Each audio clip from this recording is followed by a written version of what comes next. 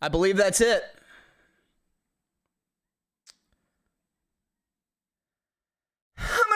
Hi. Joseph. I'm doing great. How are you? Bro, Joe. What the fuck have you been telling Cypher, man? What the fuck? What's up with what? How this man comes in and he's gonna tell me Tekken and Street Fighter are mashers because the MVG team makes fun of Tekken and Street Fighter players. What? Where's this coming from?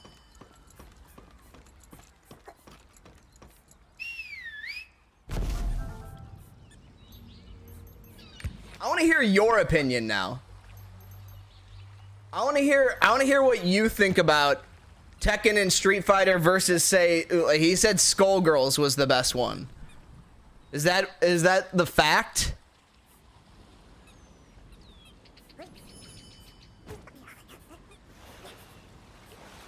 We were playing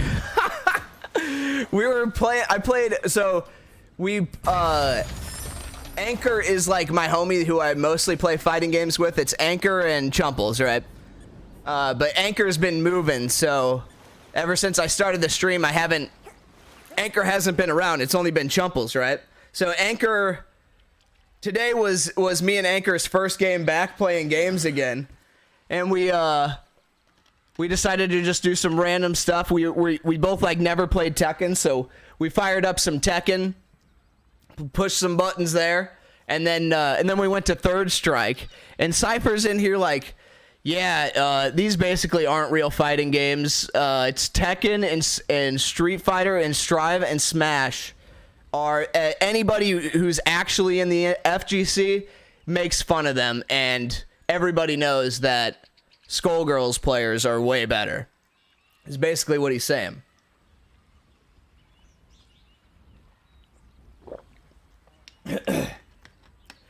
And it's like, that's a fine opinion to have, but he was like, I don't know, he was really aggressive about it, it felt like. He's like, nope, that's fact. It's fine if you want to sit there and play your baby mashers, but, you know, like, what?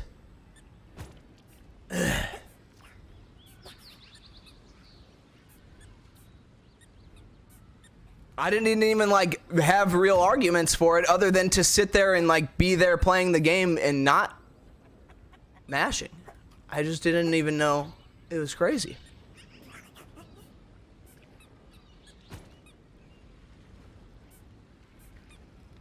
But that's why I came to you, because he's like, I was like, who is this? Who in the FGC says this? I've literally never heard this. I've been like in all different communities of all these different fighting games from, you know, I watch a ton of Sage Jam, so it's like Strive, and then, you know, Punk and Brian F, Street Fighter, Tekken. I watch like,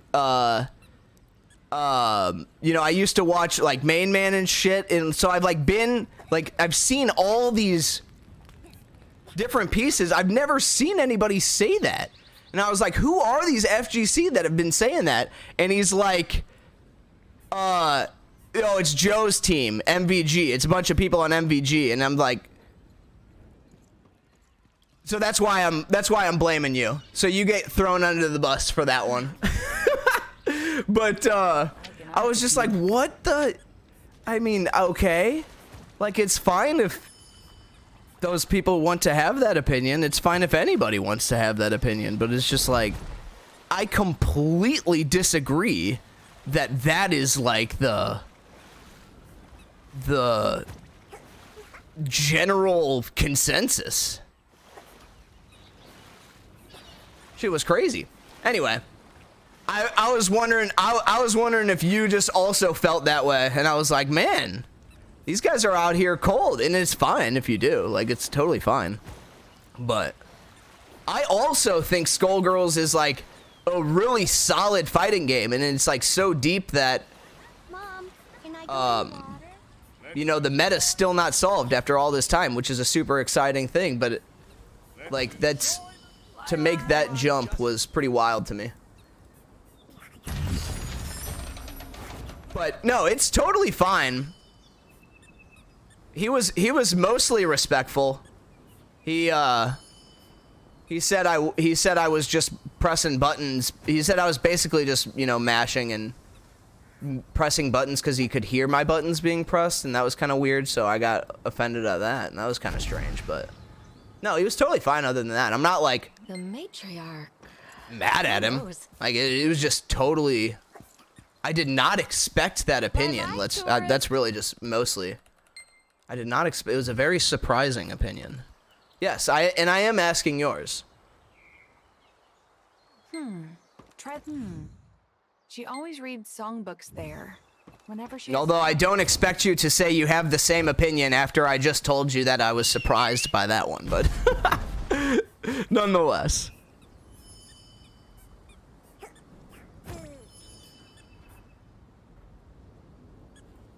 Oh. Who are you? Have I seen the matriarch?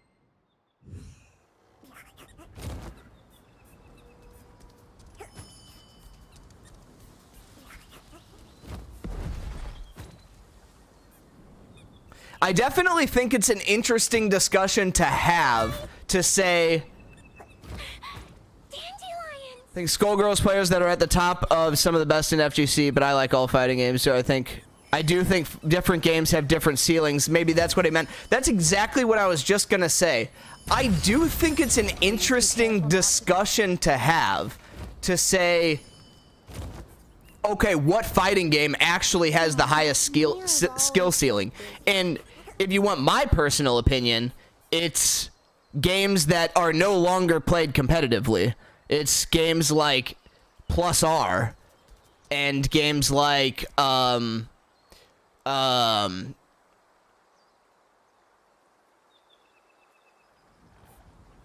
I'm trying to think what the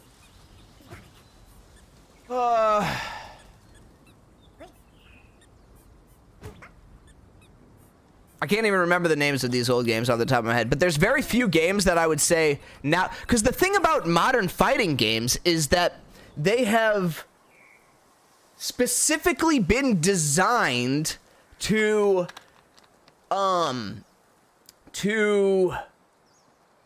encapsulate the options, to encapsulate the risk reward, to encapsulate the RPS. And Skullgirls is not exempt from that design philosophy.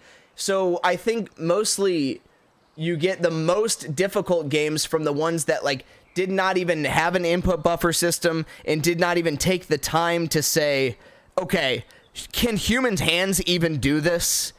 Like, or can human eyes even react to this?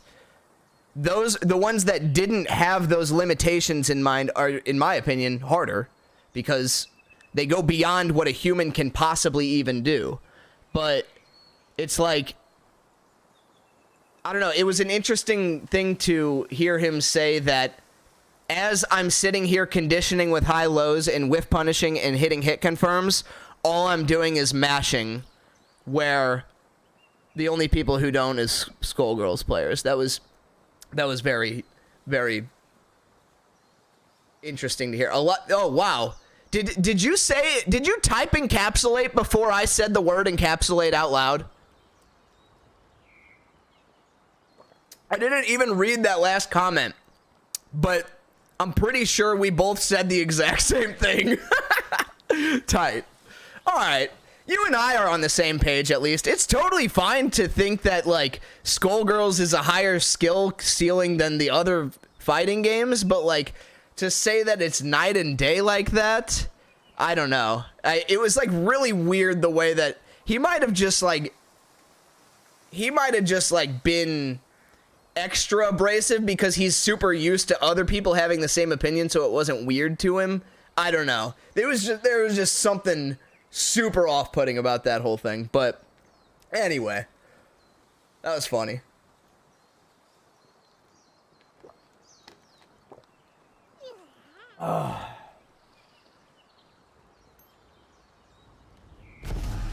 He didn't want that smoke. Yeah, well, I told him that I would be down to play But if not, then I'll just play Lost Ark, and he didn't really say anything. I think he did leave.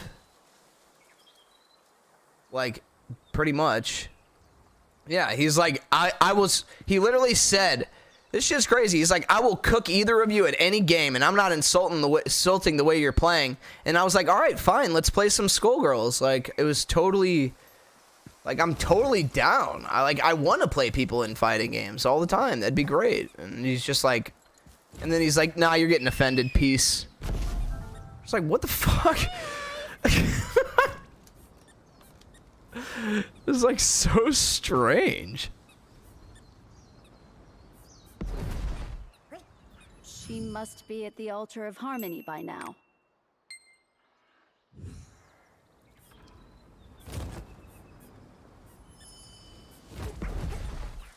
Looking for the altar of harmony?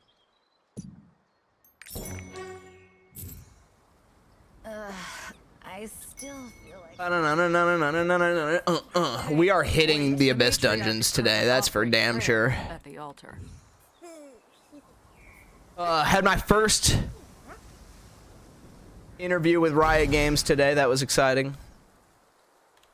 Got a couple different teams that I'm going to talk to from here. Okay, you may enter now. Pretty cool stuff.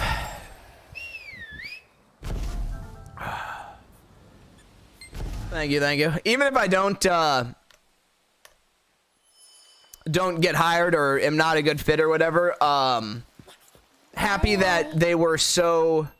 I'm happy that I've gotten to the point where they were this quick to want to talk to me. You know what I'm saying? 2 years ago or a year or two ago, I tried to apply to Riot Games and they... Like, I didn't hear back for a couple days, and then, like, after a while, I got an email that was like, you know, keep trying. It's not the time right now. All that shit. Not quite what we're looking for, that kind of shit, but now I got the instant. Should I do? The instant clap back as soon as I applied this time, so that felt really good.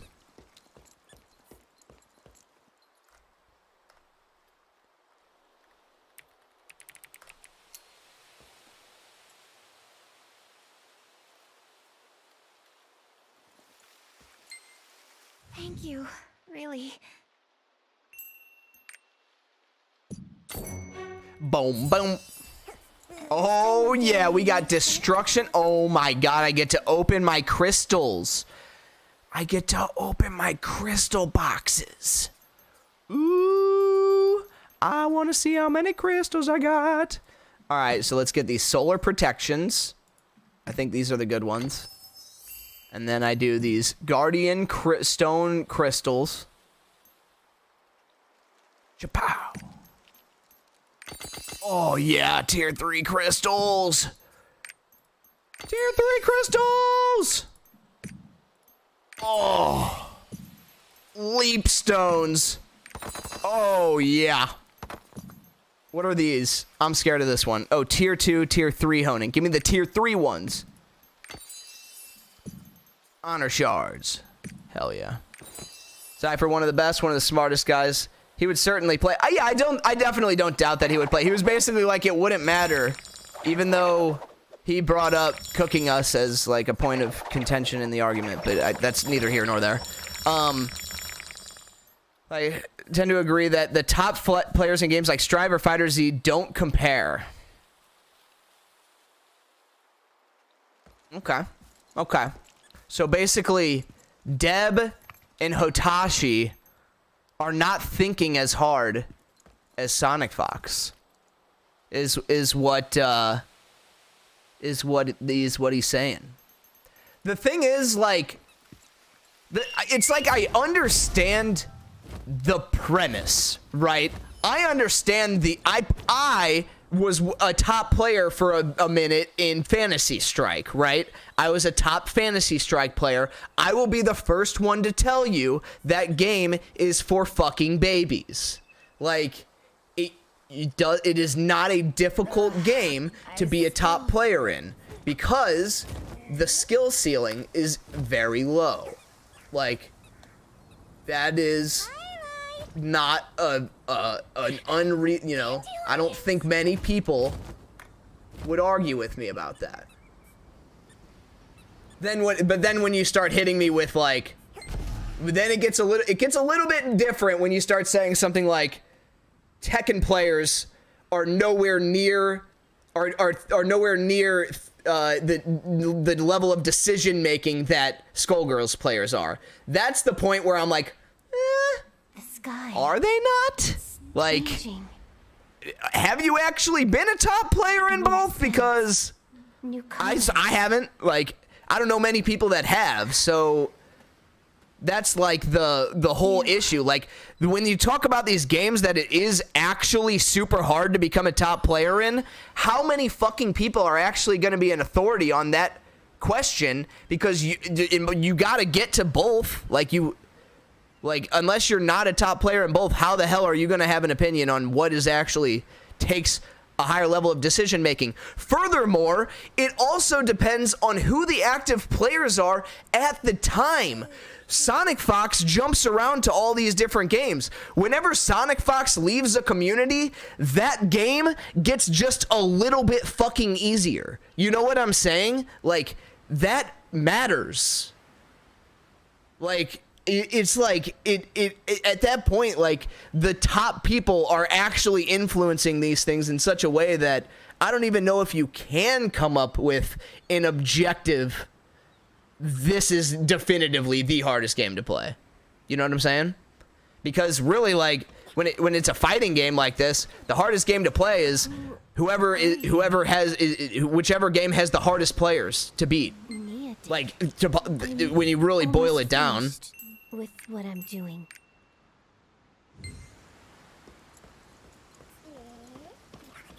Tekken elites are the same level of Skullgirl elites. I'm saying there's no way that you can actually know, because there's no way that you've gotten to the point where you can beat both Tekken elites and both Skullgirls elites. So how the hell do you know which one's actually a more difficult opponent in the fighting game environment? You know what I'm saying? Like, what is your metric? Like, what is actually your metric there? My metric on, like, a surface level is the depth of options and the depth of decision making in a round or a set. It's not how tight the cancels are, for one thing. Even though both of the games have one frame links, I'm pretty sure. I'm pretty sure both Skullgirls and Tekken, I know Tekken does, but I'm pretty sure Skullgirls has one frame links and stuff too. So it's like, when you talk about that, like, you both both games require you to press buttons at 1/60th with 1/60th of a second accuracy. Okay, so technically speaking, we've got that out of the way. So what else is the metric? Do you like the sea?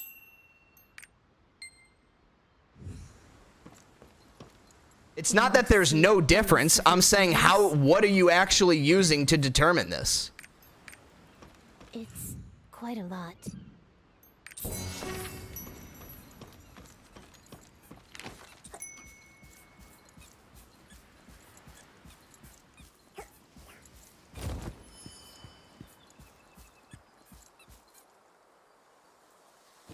The old suspicious activitas.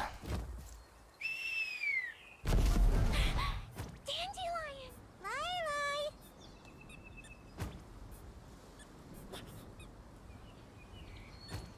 Decision making in and around a set is more complex in Skullgirls than in Tekken. I think most people would agree with that. Also know a few pros who never play a lot of these modern FGCs for that reason. Maybe that's what Sif meant. See, that's exactly what I said earlier. I agree that most of the modern fighting games don't lend themselves well to, like, what you said, like, being the hardest fighting game in the world, because they specifically design around that kind of thing. But Skullgirls also does. Skullgirls doesn't have a 10 frame overhead, as far as I know. Does it? Wait, does it?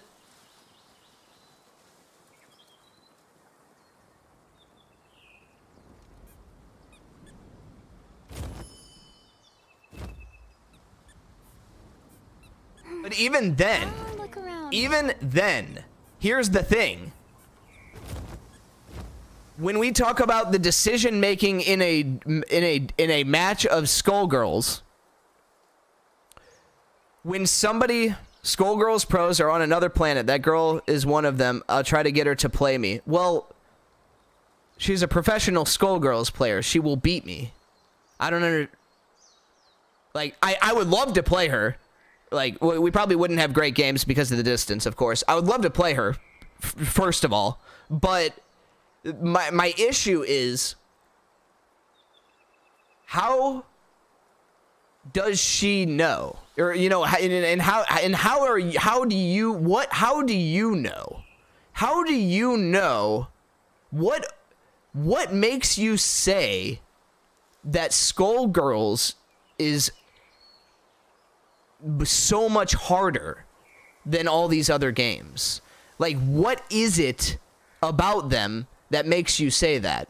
Is it the unreactable mix based on assists? Is it the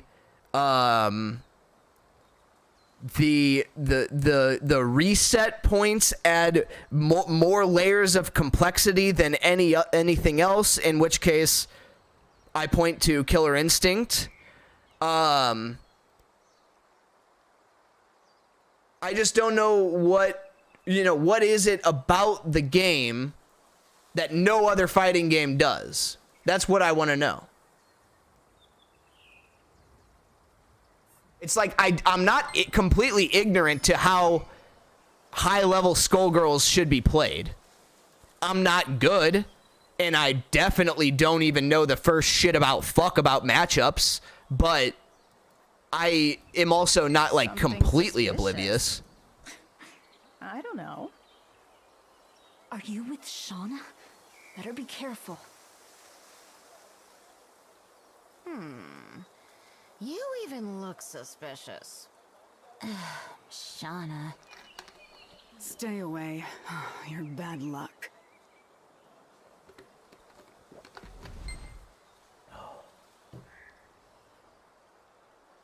It'd be better if I didn't come.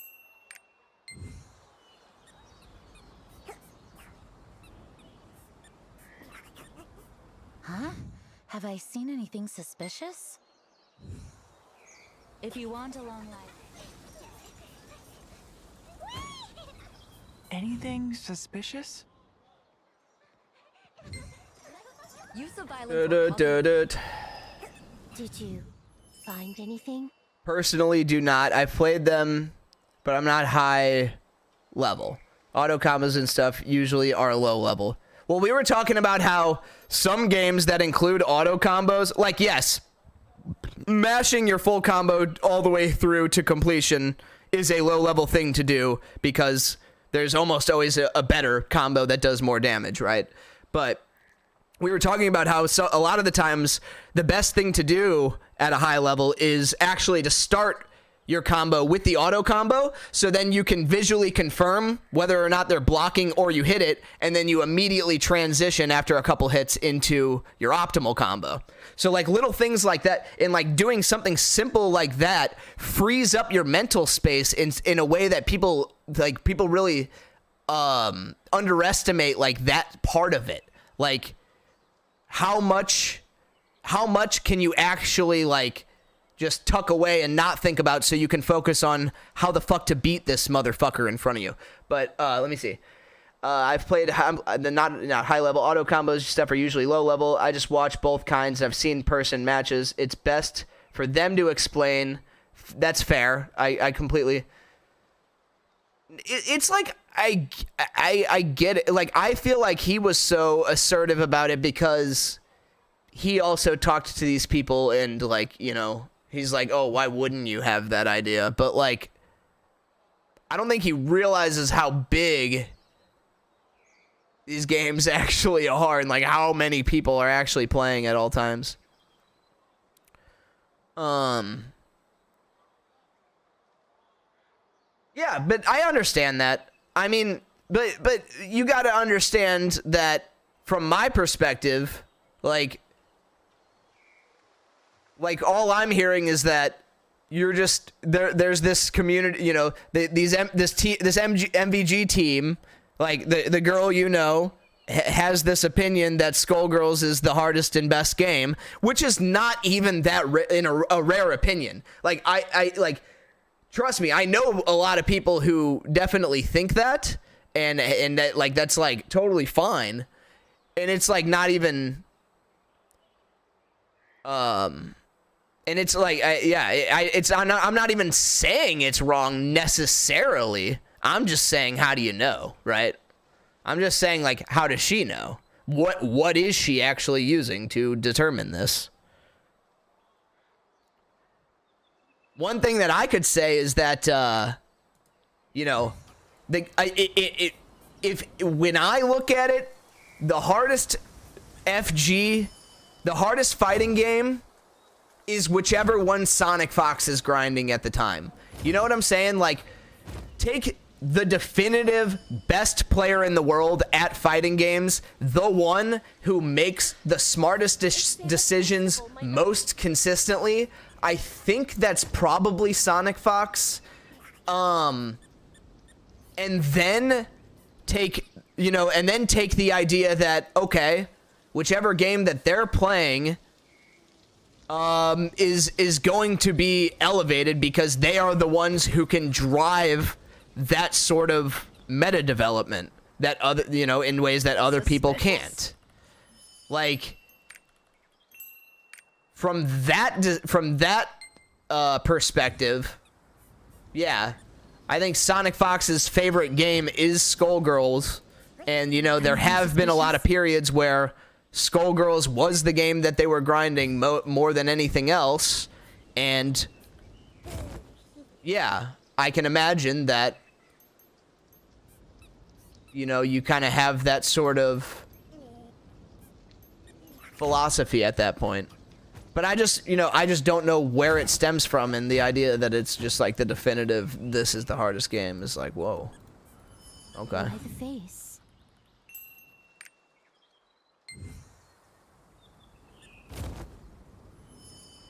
But yeah, I do think older games were harder. I think Plus R, Marvel 2, like, I mean, even Third Strike, to actually get all your option selects with your parries and your red parries, and your, like, to really break down every interaction and match up correctly, like, that game is fucked up, dude. There's a lot of shit going on.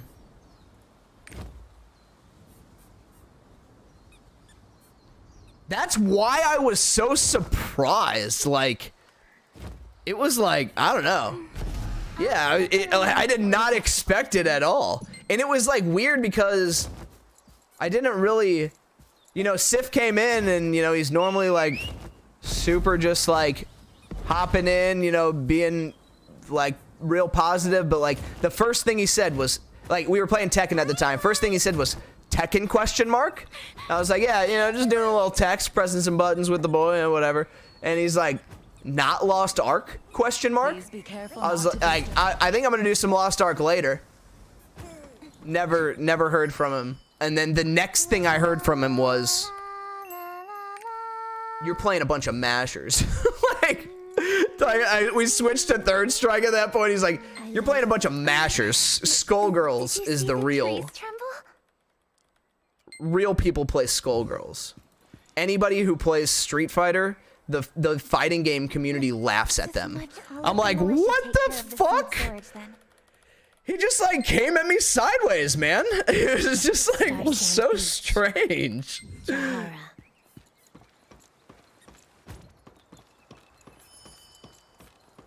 Please be careful not to disturb the matriarch.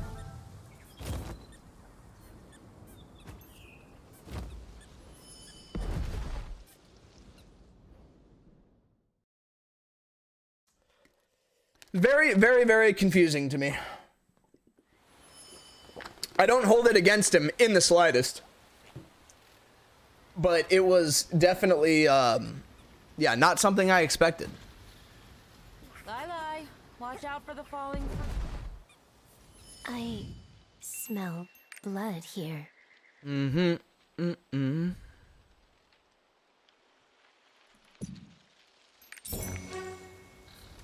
I actually just saw that. They should give me free Runeterrra loot. No shit, dude. No shit.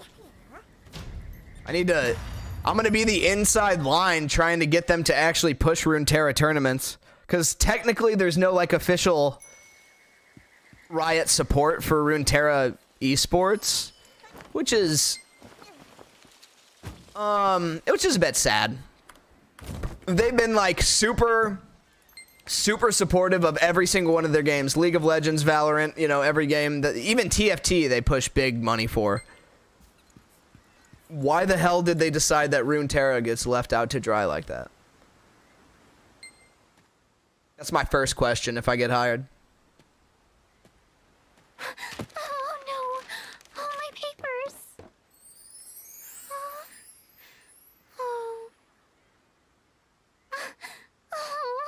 My main goal when I interview with Riot is to not seem too fanboyish. To see that? Because I have a feeling that there's a lot of people that could like, that are like really annoying about it, right? They're like, once they get hired, they'll like try to make like suggestions about the games that they play and shit like that. And it's like, brother, you are the HR department. You were looking for Brother, you're the janitor. Why? You know what I mean? So, the Maguros were... Is Sif banned for life now? Of course not. It was just hilarious.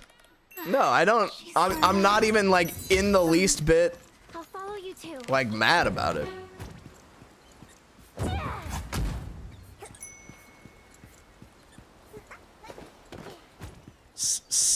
It's funny when it's just CIF, I read it Sif, and then when it's the full name, I read it Cypher.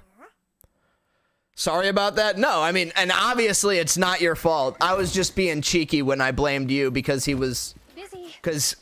Mostly because when I asked him who's saying all this, he was pointing to, you know, the people that you know, which are these Skullgirls players, right? Which I'm sure have this opinion, and it's like not even that like wild of an opinion to have, but yeah, a little bit aggressive, I would say. I completely understand it though.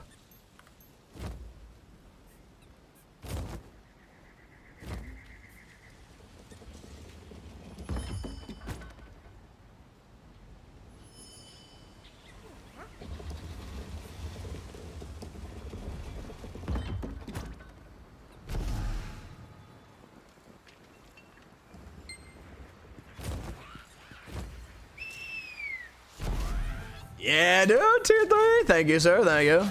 I'm trying to get to that Abyss dungeon before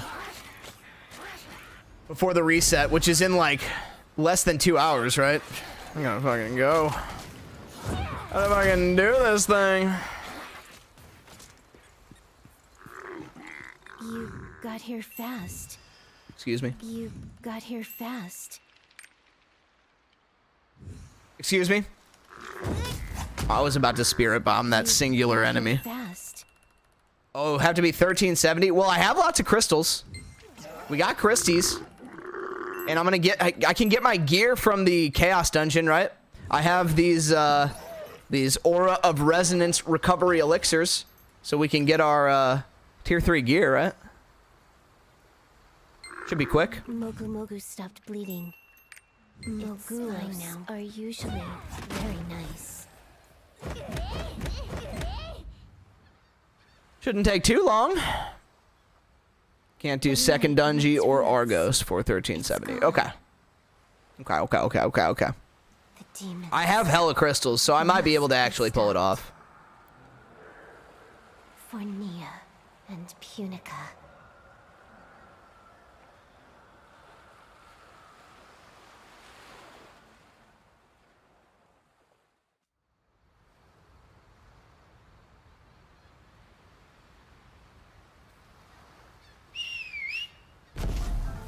Oh. I smell the blood from the root. Oh, it's like that. Okay. Okay, never mind then. I haven't run that fast in a while. I didn't realize it was like that. No, I can still smell blood.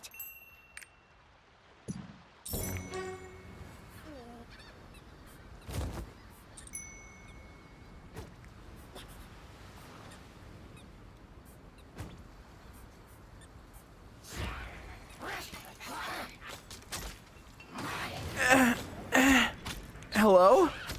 Was there an... Oh, it's this thing. Hey, help. Okay. Okay. Why? Hello? Hello? Is this in my way? What the fuck? Okay. Okay. Okay. Oh, no. Oh, tragedy.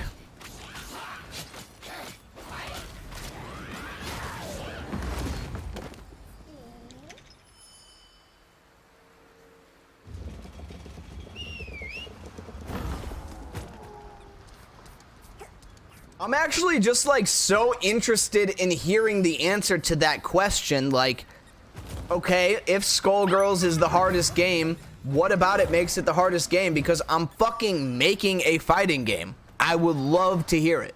Like, I would love to know what is it that makes people think that that is actually the best. And even if it's not true, even if it's not actually what makes it the best, the fact that people say that's what makes it the best means I want to put that in my game. Like, you know what I mean? Moguros have gone mad. It just like helps with the reception. So I'm really interested in hearing about that.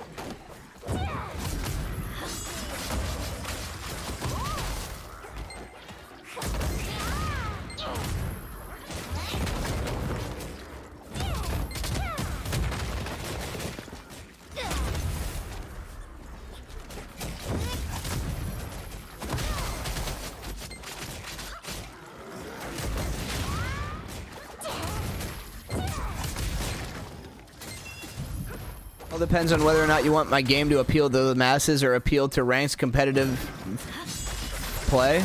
I mean, why not both? No reason you can't have a game that both has the competitive depth and decision making in a round that Skullgirls has, and also is fun to just press random buttons in. Like, why not?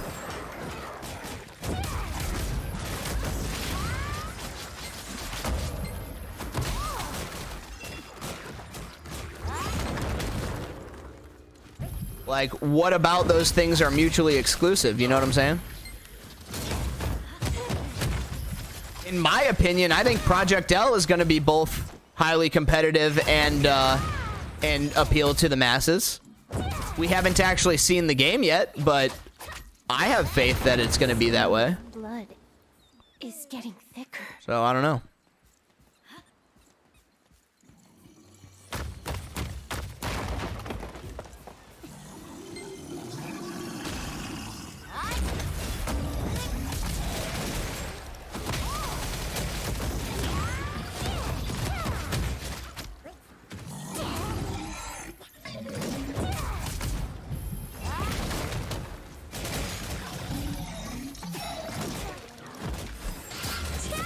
Skullgirls isn't number one, but everyone will play Street Fighter or Tekken.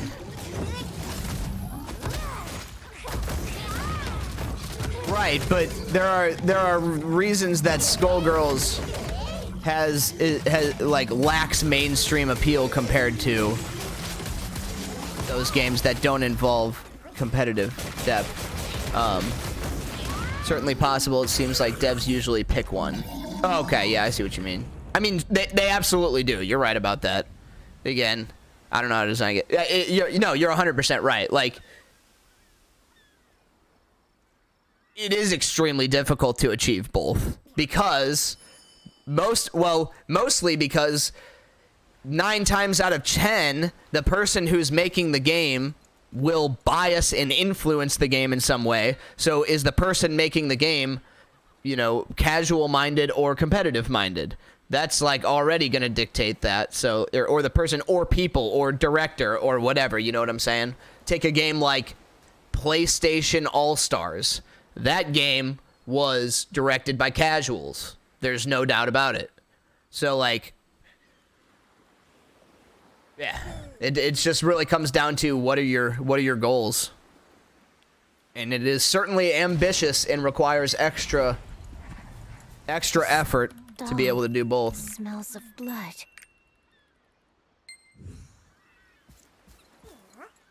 Like, in my opinion, DNF Duel, where I was mashing on Crusader, that is a game that is both appealing to casuals and has decent competitive depth. I will not say that game is like 5-head by any means, but it will surprise you, I think. I think that there's a lot more that game has to offer, that it's going to keep developing for a long time.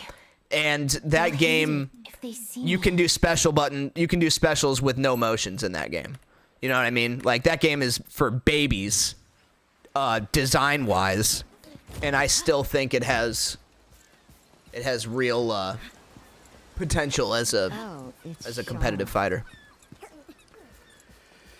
Totally agree. You're a dev. How would I develop a game that can encapsulate both? Well, there's a lot of ways to appeal to casuals, right? First of all, the one that I just said, have simple controls. Simple controls, or let's not really say simple controls, because Melee has simple controls, but at a high level, it's one of the most demanding in technical games to play, because it is effectively just hitting like 3-frame windows on repeat.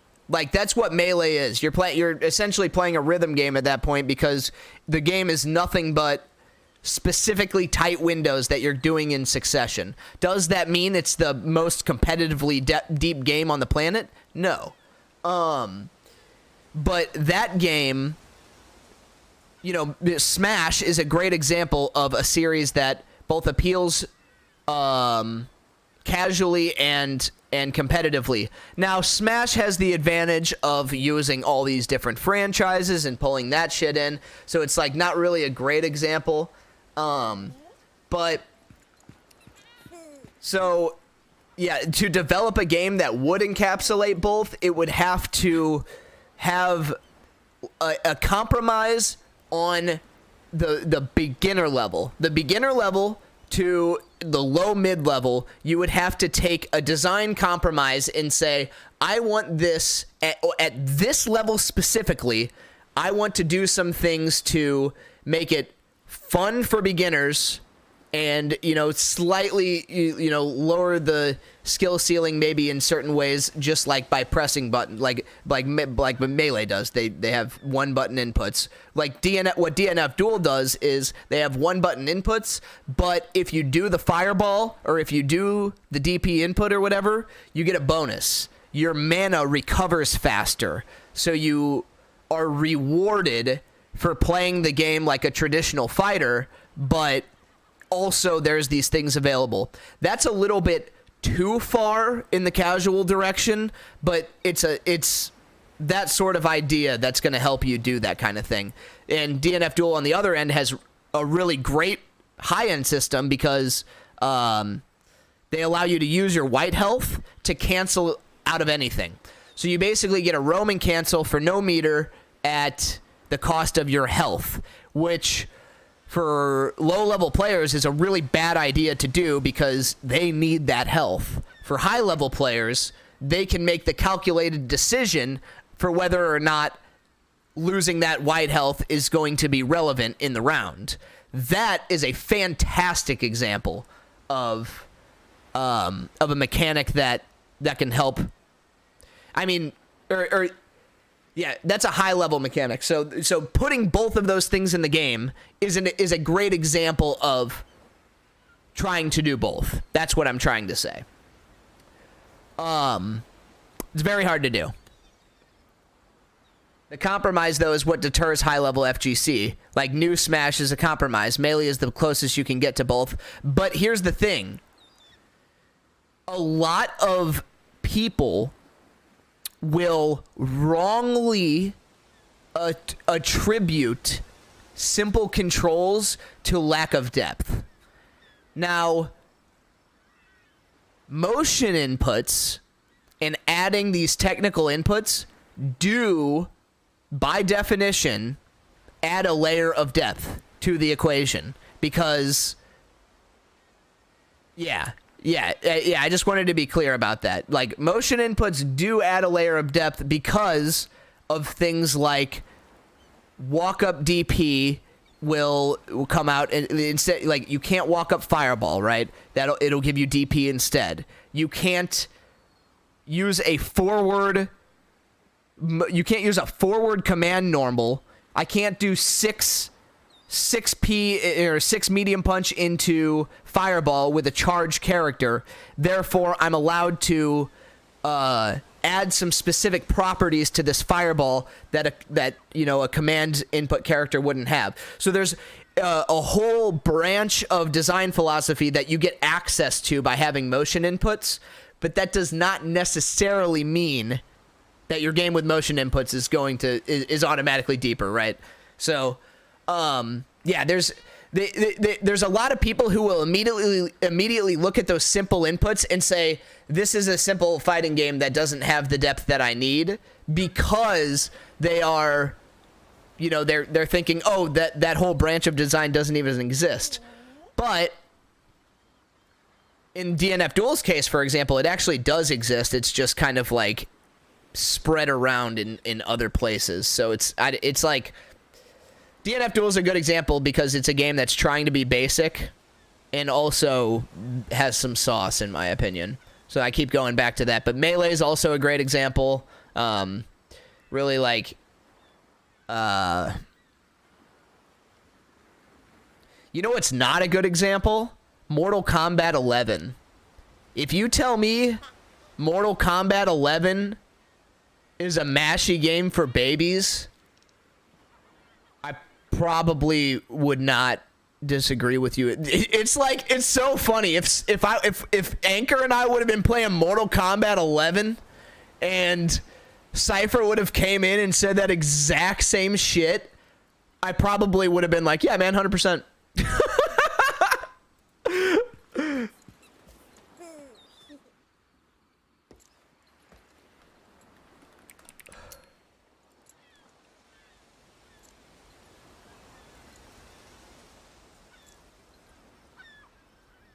I should watch Skullgirls at Evo. It's literally unreal. Can't even follow all the inputs.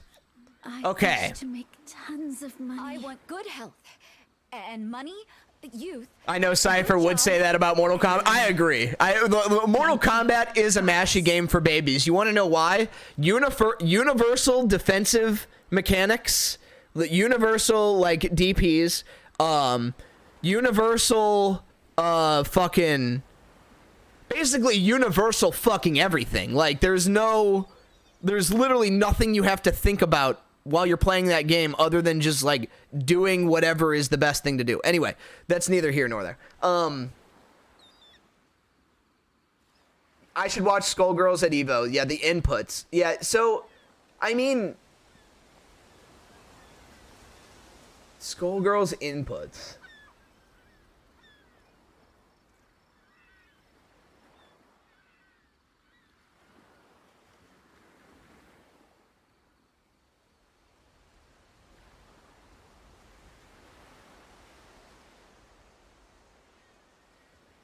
Because that's what Cypher said too. He's like, if you just watched it in person, you would know for sure that Skullgirls is the best. And it's like, I mean, just because they're pressing buttons the fastest, I mean, you should have like, Marvel 2 or Marvel 3 when the hyper cancel glitch, delayed hyper cancel was a thing. Like,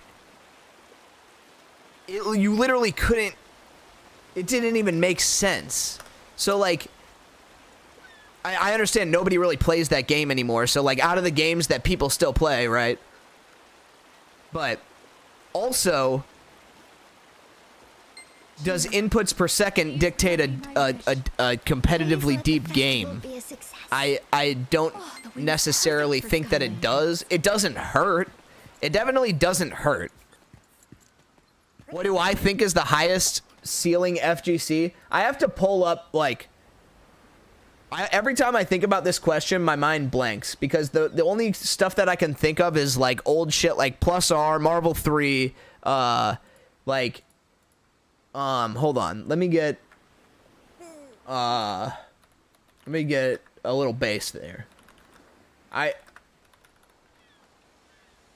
Because there's some stuff that's just like, there's some stuff that you can't, like, there's some fighting games that have shit that literally no human will ever be able to beat. And it's like, okay, is that actually a difficult fighting game? Or is it just like actually easier because it's whoever mashes that first, right? So like, you gotta really, it's hard to even, like I said, it's decisions per round, depth of decisions, because you could have layered decisions too, right? You can say, because I know that he's conditioned to this option, I'm gonna now do this, but I'm gonna option select it such that if he continues the thing he was doing, we reset, and then also I get a bigger punish now in this like, so like, and then it could go even deeper than that. So it's just like, it's all about the metrics that's super hard for me. But really hard fighting games, like,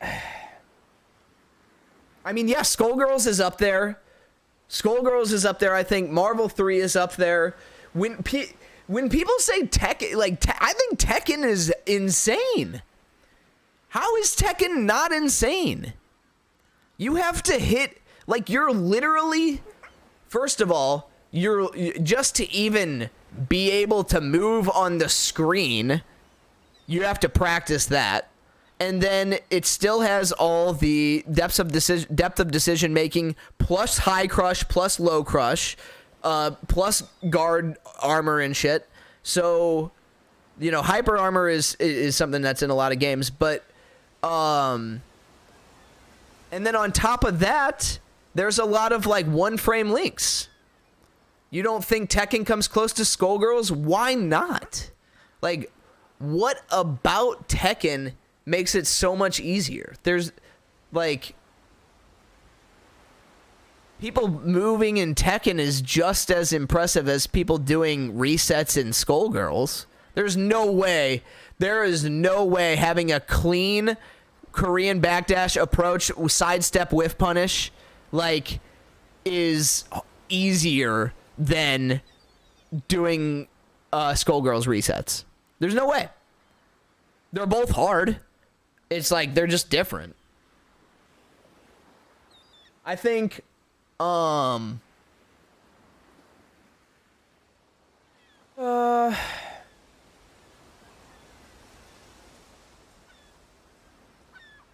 honestly think Melee is, like, overrated. People say Melee is always one of the hardest games, but, like, Melee is hard because it's tight, but the actual depth of decision making, like, really, Melee at high level, often, still, even at the top level, it mostly comes down to who makes less mistakes, not who was making smarter decisions. You know what I mean? And so... if your game is so... If you have a game that's so technically difficult that it isn't even really, like, feasible to master it, then...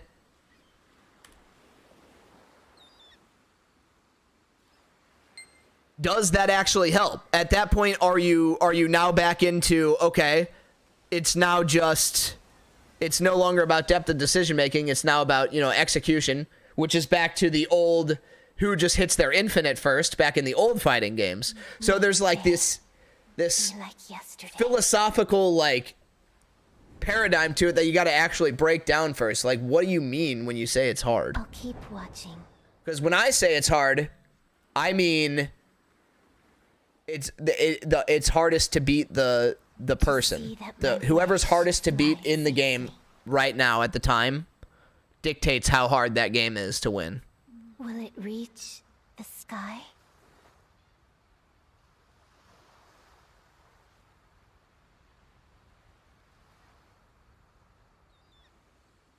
So beautiful.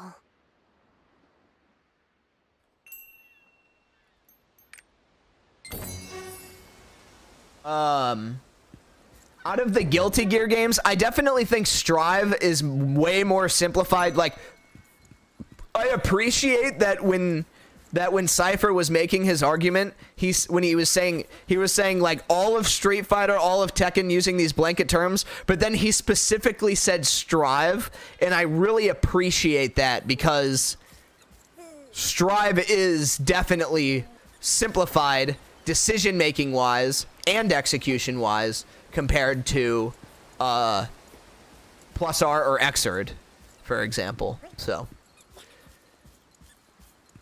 there are layers to this thing, but it's really, really difficult to determine which is actually at the top because it's so goddamn hard to get to the top. Who the fuck is the authority on this? That's like really what it comes down to for me. Strive is made for the masses. Yeah. Totally. And Strive is still good. Like, Strive is still has a lot of competitive depth, but I mean, the way that it is currently right now, like, you're gonna just be, like, you can beat basically anybody by fucking spacing your far slash with Ramlethal, right? Spacing far slash counter hit with Ramlethal takes you to, like, literally to the top level. From there, who does it best, right? So I get it. Over here. I heard about what happened on the beach. Like, I get it. I do. But also, it leaves a lot out to the reality of this discussion, I think.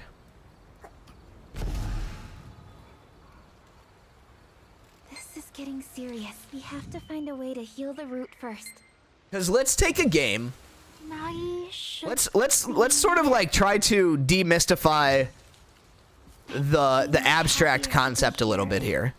Like, so let's take a super simple game like Fantasy Strike. Everyone agrees that game is for babies. Now let's take the two theoretical best players on the planet at any fighting game. Let's assume it's Sonic Fox, because I can't think of anyone better. We'll take a Sonic Fox and Sonic Fox's clone who just grew up on the opposite side of the country. So they grew up with completely opposite play styles, but they're both Sonic Fox, right? These two individuals play each other in Fantasy Strike, and are immediately they're at the top level and reach the point where it's conditioning and back and forth. They've maximized their risk reward, and then from there it's optimizing RPS and like really conditioning each other into the RPS, right? Okay. They've solved the game. It's possible to solve Fantasy Strike, right? If you take that idea and you say, all right, now if you get to that point, you are at the top level of Fantasy Strike and the skill ceiling ends there, that game is not as competitively difficult as another game. So like I guess the skill ceiling that you need to get to is the one that can't get solved, right? At minimum. At minimum, your game has to have a skill ceiling that's high enough to not be solved by humans. I guess from there, like, all of the games after that, like, can be the hardest. After that, it's like whoever just is the best. And then I guess that's what Cypher was saying, is that the Skullgirls players just are the best. It's not really a discussion. It's saying which pro game is the most complex and logically hard. Not needless inputs and also made for the masses. But that's two different things. Having games with a bunch of extra inputs or made for the masses is completely irrelevant to how, like, complex the game can be. And logically hard is also, is it hard to execute or is it hard to condition your opponent into specific situations? Those are also two different things. So when you get a game that has input speeds that blow your mind and it's not a masher. See, here's the thing. I'm a guitar player. There is not a game that exists with input speeds that blow my mind. I used to play fucking Blitzkrieg by Yngwie Malmsteen. Like, I just, like, the idea of pure execution being the thing that's the difficulty barrier, I don't agree with that. I don't agree, like, anybody can, like, hit the lab to do an infinite combo. Like, anybody can get to the point where they're doing the thing that's executionally the hardest, but that doesn't mean that they're the best at the game. All right, sorry, I might have misread. So when you get a game that has input speeds that blow your mind and it's not a masher, normally that criteria would lend credence to a higher level ceiling. But what the fuck do you mean when you say it's not a masher? Like, what is a masher? If you're pressing buttons at a faster speed than anyone else, you're mashing harder.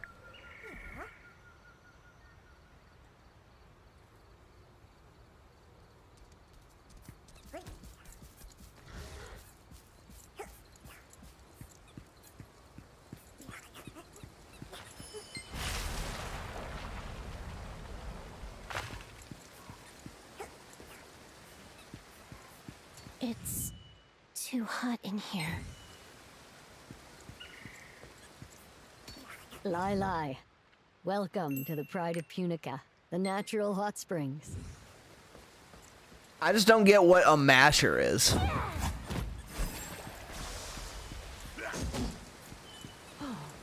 I roll? You scared me. I haven't seen you around here before.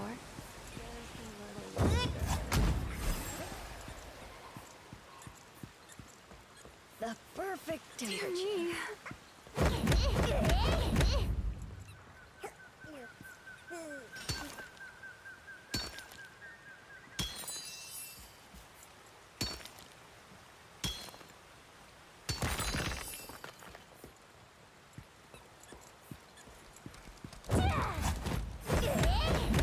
Best player in Skullgirls versus the best player in Mortal Kombat are two different ceilings. But here's the thing. The best player in Skullgirls would still lose to the best player in Mortal Kombat. In Mortal Kombat, I mean. You know what I mean? It's because they're two different games.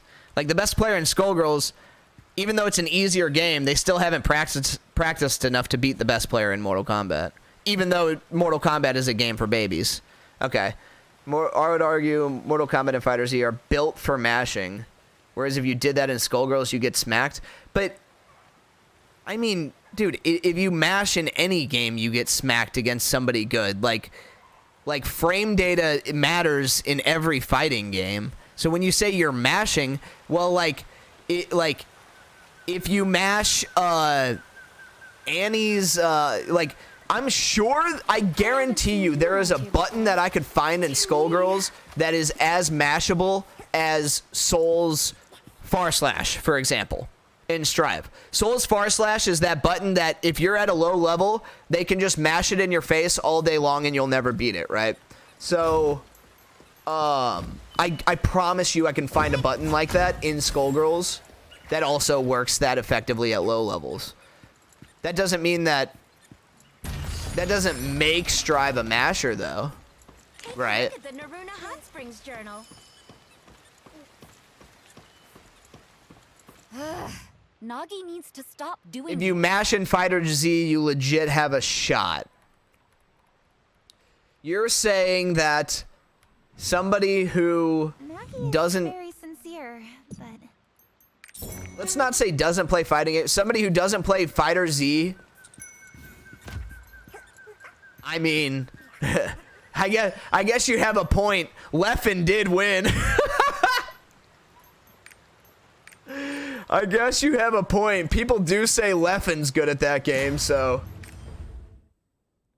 Maybe you're onto something there. Maybe you're onto something there. I was just gonna say, like, so you're saying that somebody who doesn't play Fighter Z can just come into the game and win a big tournament. And then I'm like, wait a second. Leffen did that? Sonic Fox did that? Who else did that? Like, wait a second. That actually did happen. And it's like, okay. All right, Fighter Z, that's a baby game. I'm with you there. But I don't think that's ever happened in Street Fighter. To call Street Fighter a masher, I think that's fucking wild. Like, nobody has ever done that in any Street Fighter game. In fact, it's always been the opposite. Like, if anything, Street Fighter players call every other fighting game the baby game and not the other way around. Like, if anything, like, that's what I've seen, like, from the community. Don't worry. I'll take care of everything. Thank you. I was scared to death. Street Fighter, like,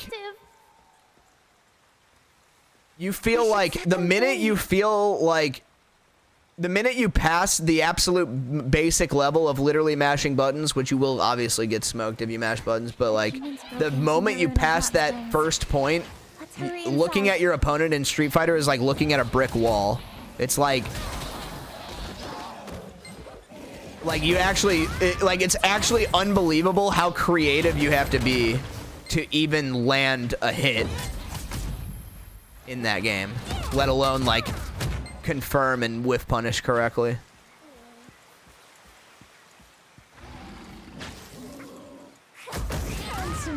Play someone who's sick at Fighter Z and you have a chance just by mashing. Cannot say the same about Skullgirls if you were decent playing at a high level. Okay, I mean, sure. If you say Skullgirls has a higher skill ceiling than Dragon Ball Fighter Z, then I definitely don't disagree with that in the slightest. Do you think That it's possible 100% makes sense to me. Babies held captive inside? I keep hearing this terrible sound.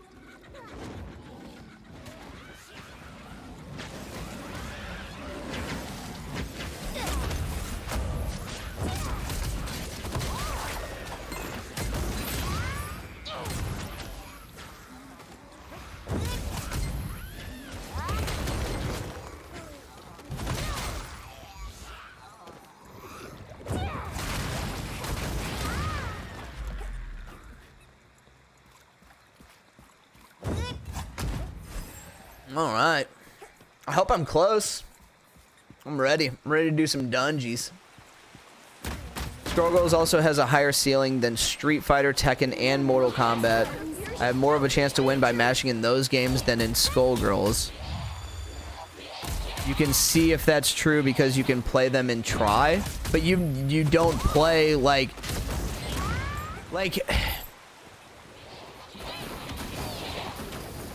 you don't play the game at a high level. So like you are just naturally better at some of these games, right? Because you're not at the top level in these games, you are just at different points in these games. So if you play only, let's say you do only play top players, that's already really hard to do, first of all. And if you play one top player, like, all right, then you know you are conditioned towards them and their habits, but like ignore that whole equation. If you do have infinite top players to play with, and you are not at the top level in these games, you're obviously going to have different experiences across the games because you're just better or worse at them. Like, you have to actually get to the point where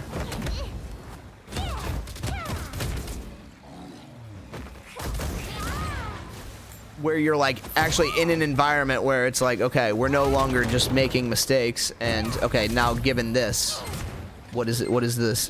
What is the environment like? Like, I understand it's a hypothetical, but is it is that even true hypothetically? Skullgirls is pretty accessible. And say it. Like, what you could, like, a day one Skullgirls player could pretty easily get a, like, an assist bread and butter figured out. And the combo system in that game is a lot more forgiving than, for example, Street Fighter 4. Like, they would actually be able to get more damage off of an opening if they just focused on, okay, this is one thing that I'm trying to do. This button is a really strong button, so I'm going to press this button into my assist, and then when my assist is juggling him into the air, I'm just going to, like, jump up into the air and fucking do some shit. Like, that'll already take you pretty far. And then they could even be, you know, sort of beginner to intermediate level and then say, okay, once that happens, I get to set up a basic 50-50. And then once they've set up the basic 50-50, it's like, well, okay, what more is there after that?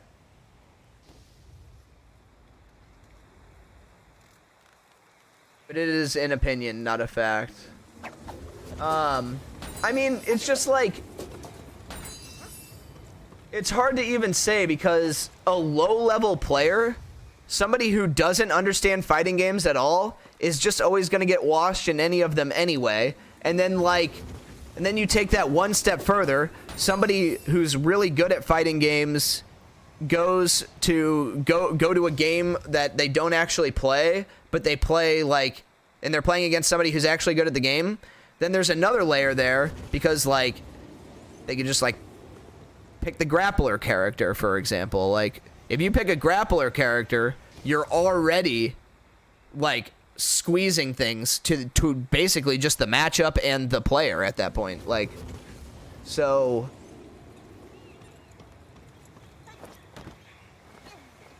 there's just so many factors that go into it that, like, it makes it so hard to say for sure. And even, like, have the opinion, I feel like. I think Street Fighter 3 is most respectful because it's the least masher friendly. Well, what makes it the least masher friendly, you think? The fact that it has parries? But like,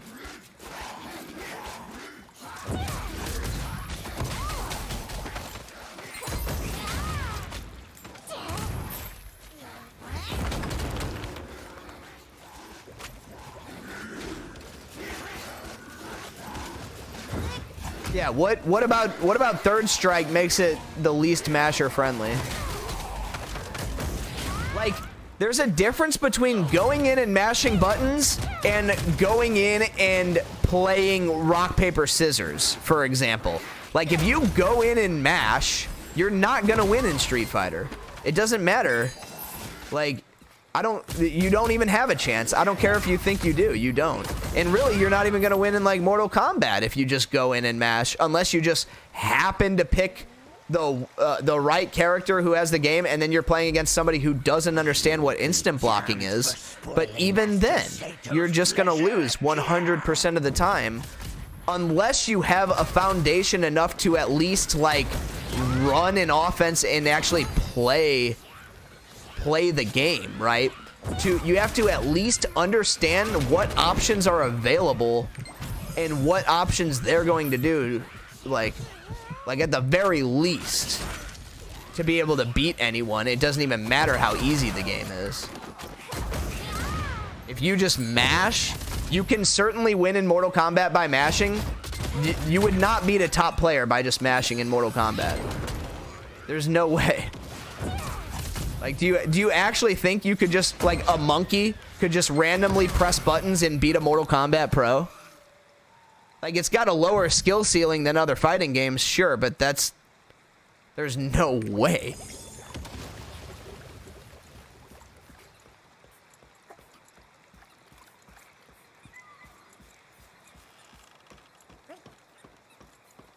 All the pro would have to do is look at the string that they're mashing, hit the instant block point, and punish every single time.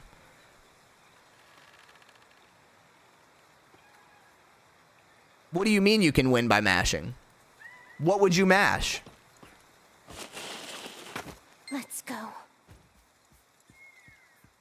Not a top player. We're talking about two different things. If you mash in Mortal Kombat against a decent opponent, if you mash in Skullgirls against a decent opponent, your chances of success are far greater in Mortal Kombat. Well, that suggests that the game is more beginner-friendly, but that has nothing to do with the complexity or the difficulty of the game at the top level, right? To call the game a masher, you're saying that, you know, that those are two different things now. Calling a game a masher means that beginners win against decent players, and then calling the game, you know, the hardest game ever means that pros are better than other pros. Those are two different things. High-level FGC would not respect Mortal Kombat because I mean, I think high-level FGC just doesn't respect Mortal Kombat just because they took out all the competitive depth that the old Mortal Kombat had. Like, if you just actually look at it, Mortal Kombat 10 and before had a lot of really interesting counterplay, but with their situations that were created. But Mortal Kombat 11 just stripped all that out and boiled it down into literally pure rock, paper, scissors. That is why people don't like Mortal Kombat 11. And yes, it is obviously like has a smaller skill gap for that reason. But that doesn't mean somebody can just hop in and just mash random buttons and beat somebody who's good. Ooh, you've defeated my aide. They don't respect Mortal Kombat? The capable one. Well, they don't respect Mortal Kombat. That is a consensus. You're right about that.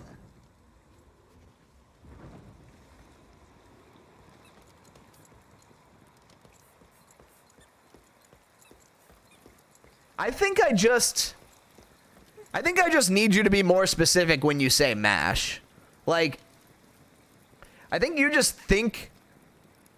have this definition of mash in your head, and you and Cypher use it the exact same way that I'm just missing. Like, mashing, for example, you can mash on wake up. You can mash your light punch on wake up to make sure you get it frame 1, and that is your wake up option. You chose to mash on wake up. That doesn't mean that the game that you're playing is a masher. You know what I'm saying? I just don't get what you guys are saying, I guess.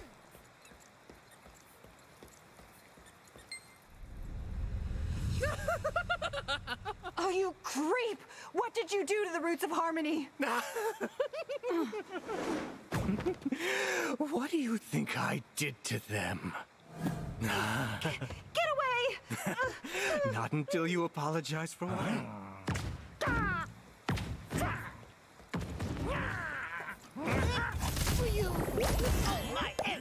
Oh my god, what am I fighting?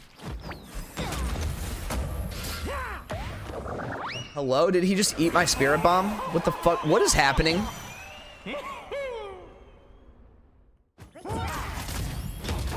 he get hit? I don't actually know. My spirit bomb's gone, that's for sure. He just decided to trigger a super. Cinematic super on reaction. Really cool.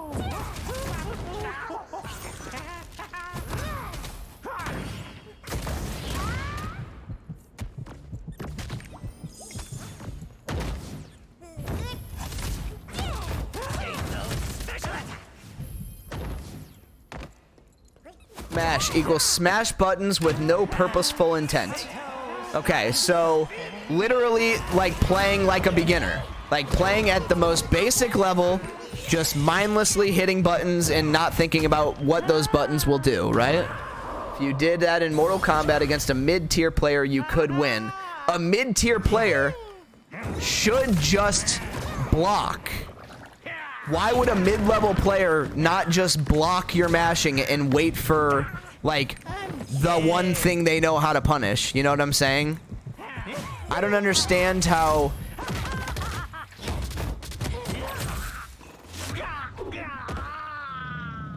I don't understand how a basic beginner would... And then, like, let's take a mid-level, and then, like, let's take a mid-level Skullgirls player. Why would a mid-level Skullgirls player all of a sudden be able to beat the mash whenever the mid-level Mortal Kombat player wouldn't? Have we met? That's like, that's what I really don't get. If you did that against a mid-tier, this is why Skullgirls has more respect at a higher level than Mortal Kombat. Alright, you know what? I really gotta know. Like, I hate pulling people into the Discord and doing the stuff during the stream, but it's, you know what? Unless I'm actually playing games with them, of course. But you know what? I really am so interested in this, like, because I'm making my game, and it's, like, so... I'm, like, so fascinated with how people perceive fighting games at this point. That like, yeah, like if you want to hop in the Discord, hop in Homie Speak. I actually have a secret channel that nobody knows about. So hop in Homie Speak and then I'll pull you up.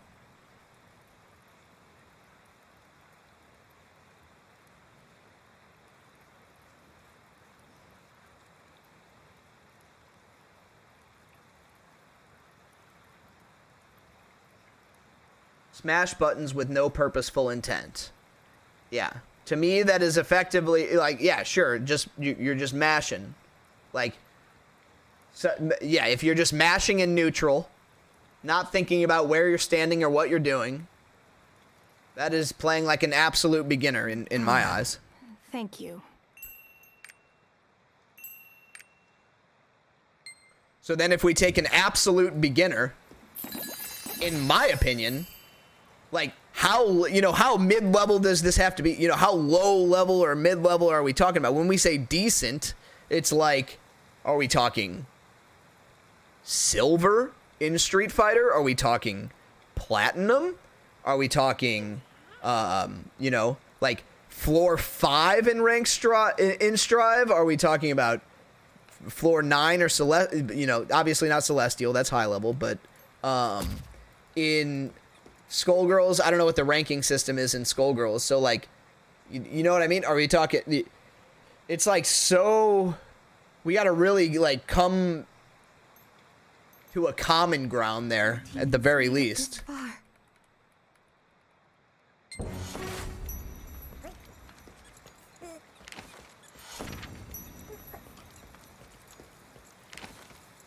Leave through the entrance. Hello? Joseph! Wait, is my thing? Joseph! Hello? Wait, is my thing broken? Hold up. My shit's on lock. My shit's clean. You're talking, but you can hear me. I think it's on your end. I don't see you talking, and I don't see, you might have to go into voice and video in Discord. Sometimes it resets all the bullshit. I'll just escape out, I think, right? Leave through the entrance.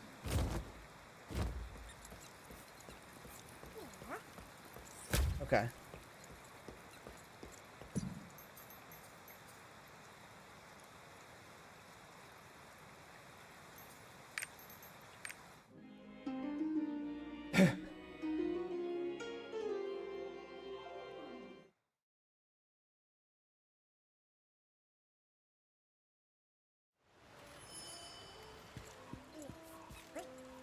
Talk to Nia.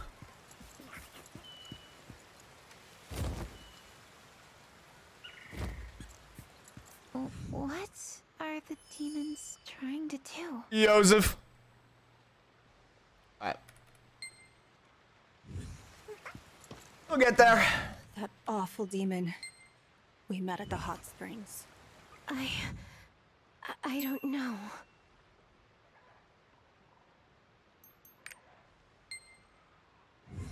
Oh, fuck.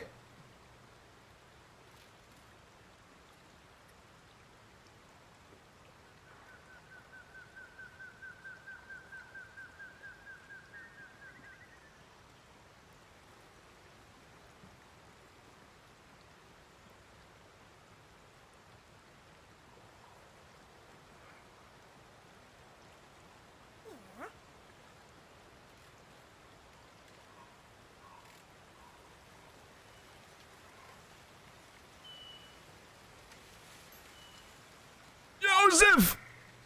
Where's he at? Let's boil it down.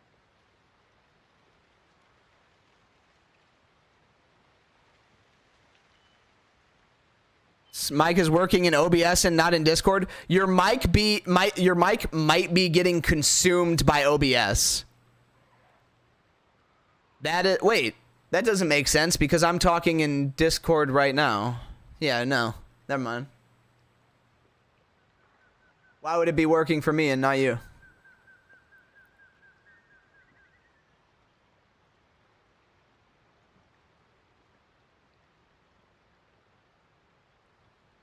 I will say it's not doing the little badoop sound that it normally does, which is kind of strange.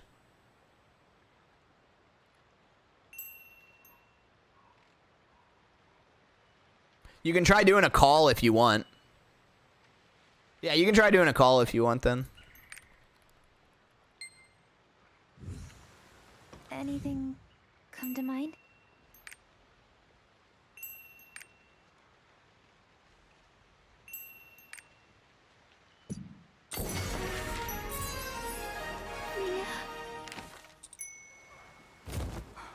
That's a very mature decision. Joseph. You're still gone. You don't exist.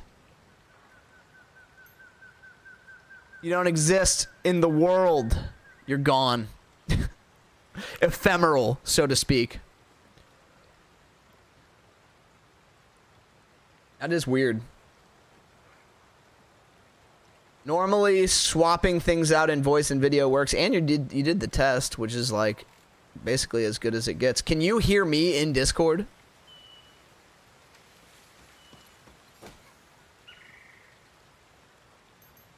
You hear me? Oh, there he is, Joseph.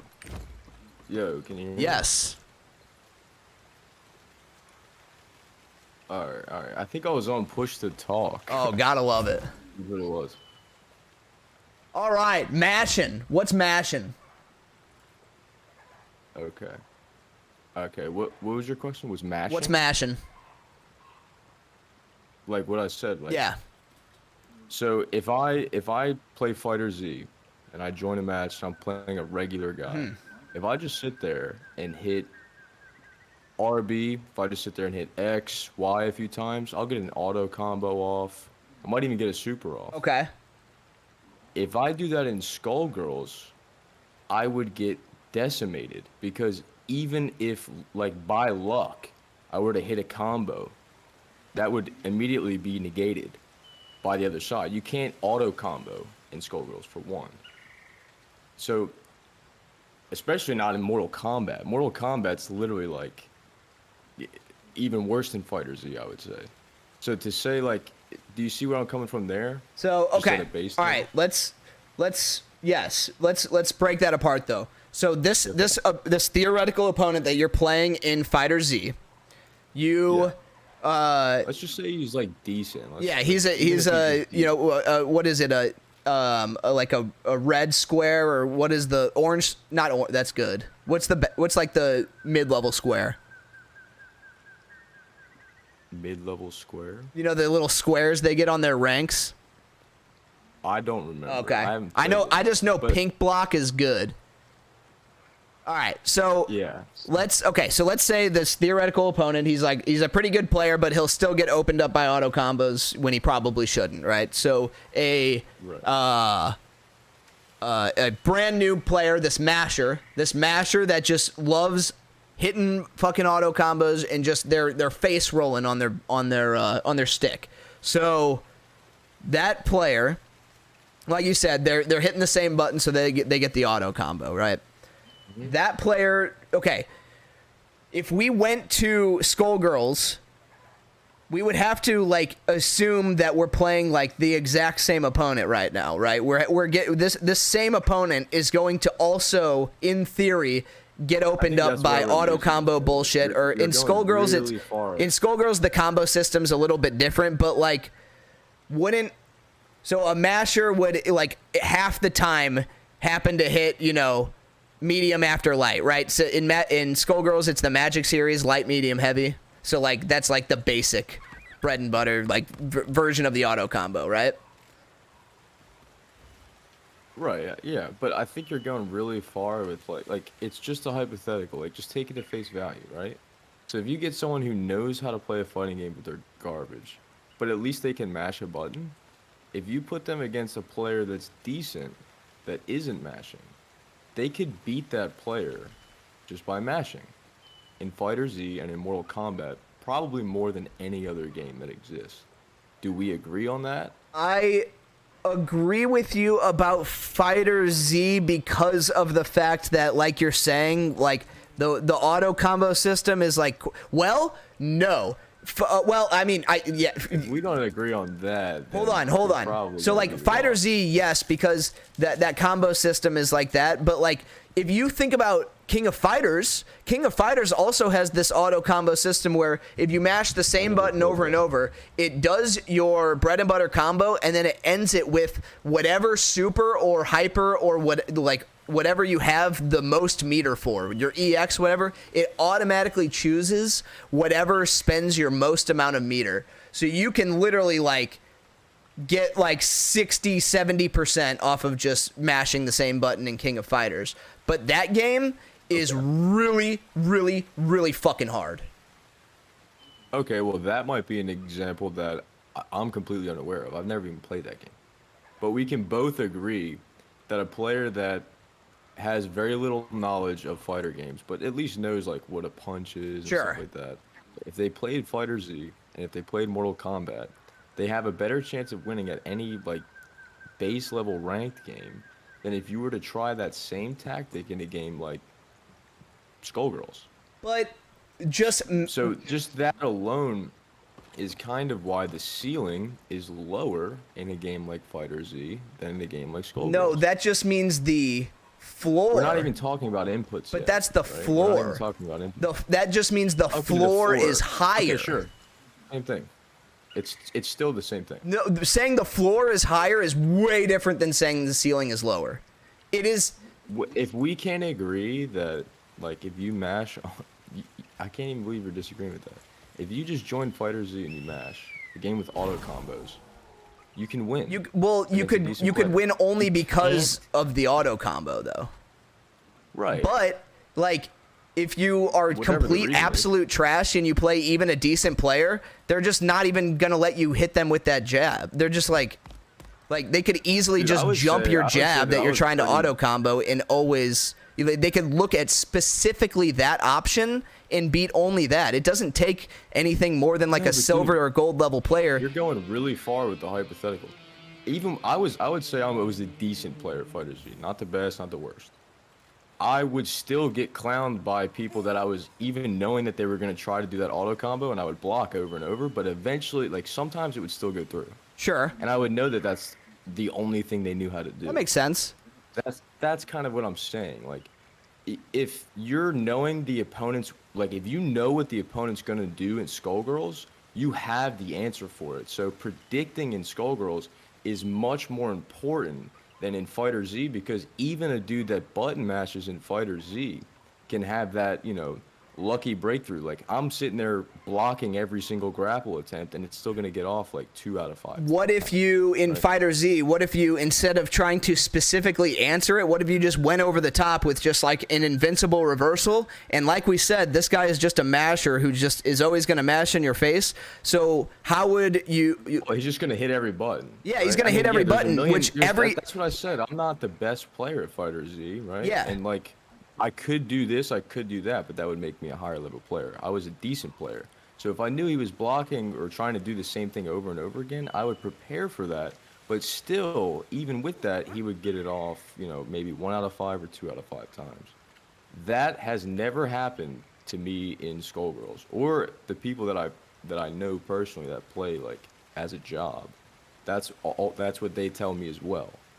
So like, if we can't just agree on that basic thing of Mortal Kombat Fighter Z being more masher friendly, then we probably just won't agree on anything.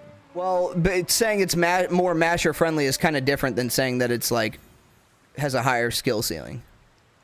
You think Fighter Z has a similar skill ceiling than Skullgirls? I mean, no, I don't. The inputs alone. Yeah, I don't think Fighter Z don't make a game.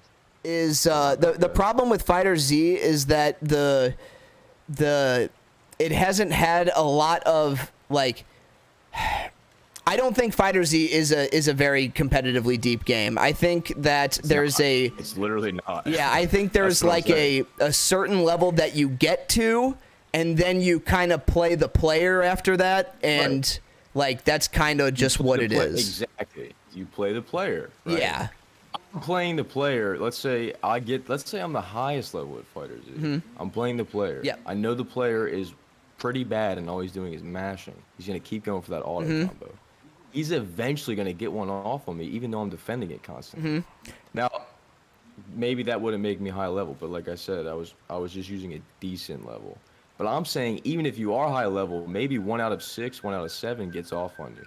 If you're high level in even Strive, I would argue, that doesn't happen 1 out of 7 times. The percentage of which that is successful is much less, which means that it's more respectable if you get a win, right? If in a game where, and you said you wanted to know this for your fighting game, if it's less likely, if there's a 1 in 7 chance that a player that's pretty new, that knows how to do one move, can get it off, even if I'm anticipating it, that would make that fighting game a little bit less respectable if you're a high-level fighting game player. That doesn't mean the game's bad. I love playing Fighter Z, you know? But, like, highest level ceiling is a much different thing, in my opinion. And I think that most people would agree with, you know, Fighter Z and Mortal Kombat are low ceiling, even if you're the best player. No, I agree. I agree that like that's why I was trying to bring it back to like the theoretical simplest game, like Fantasy Strike or whatever there, because like there is like a best you can get at that game. There is like a series of inputs you can put into that game that like this is just the best thing you can do, and people can get there relatively consistently.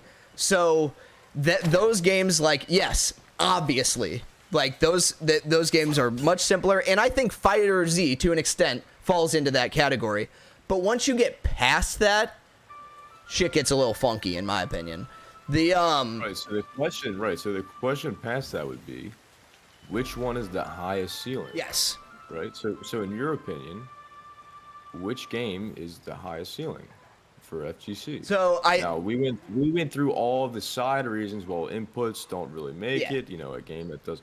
We know all that, right? With all that considered, what would you say is the highest ceiling game?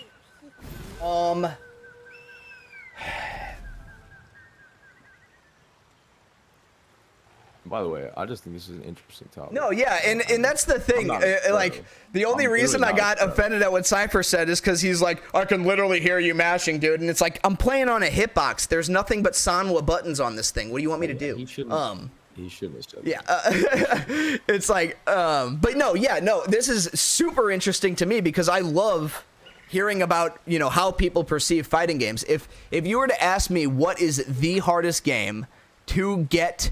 It is, and like we're getting into subjective water here, right? Like we can both agree that yes, this does, because yeah, that it basically comes down to like how much are you actually valuing execution versus decision making, and like But we can agree that although Skullgirls is not the #1 most popular game, it's at least top 5, top 3 in most respectable high ceiling FGC because it's so complex. Completely agree. Like when I watch that game at full speed, I visually cannot see all of the inputs.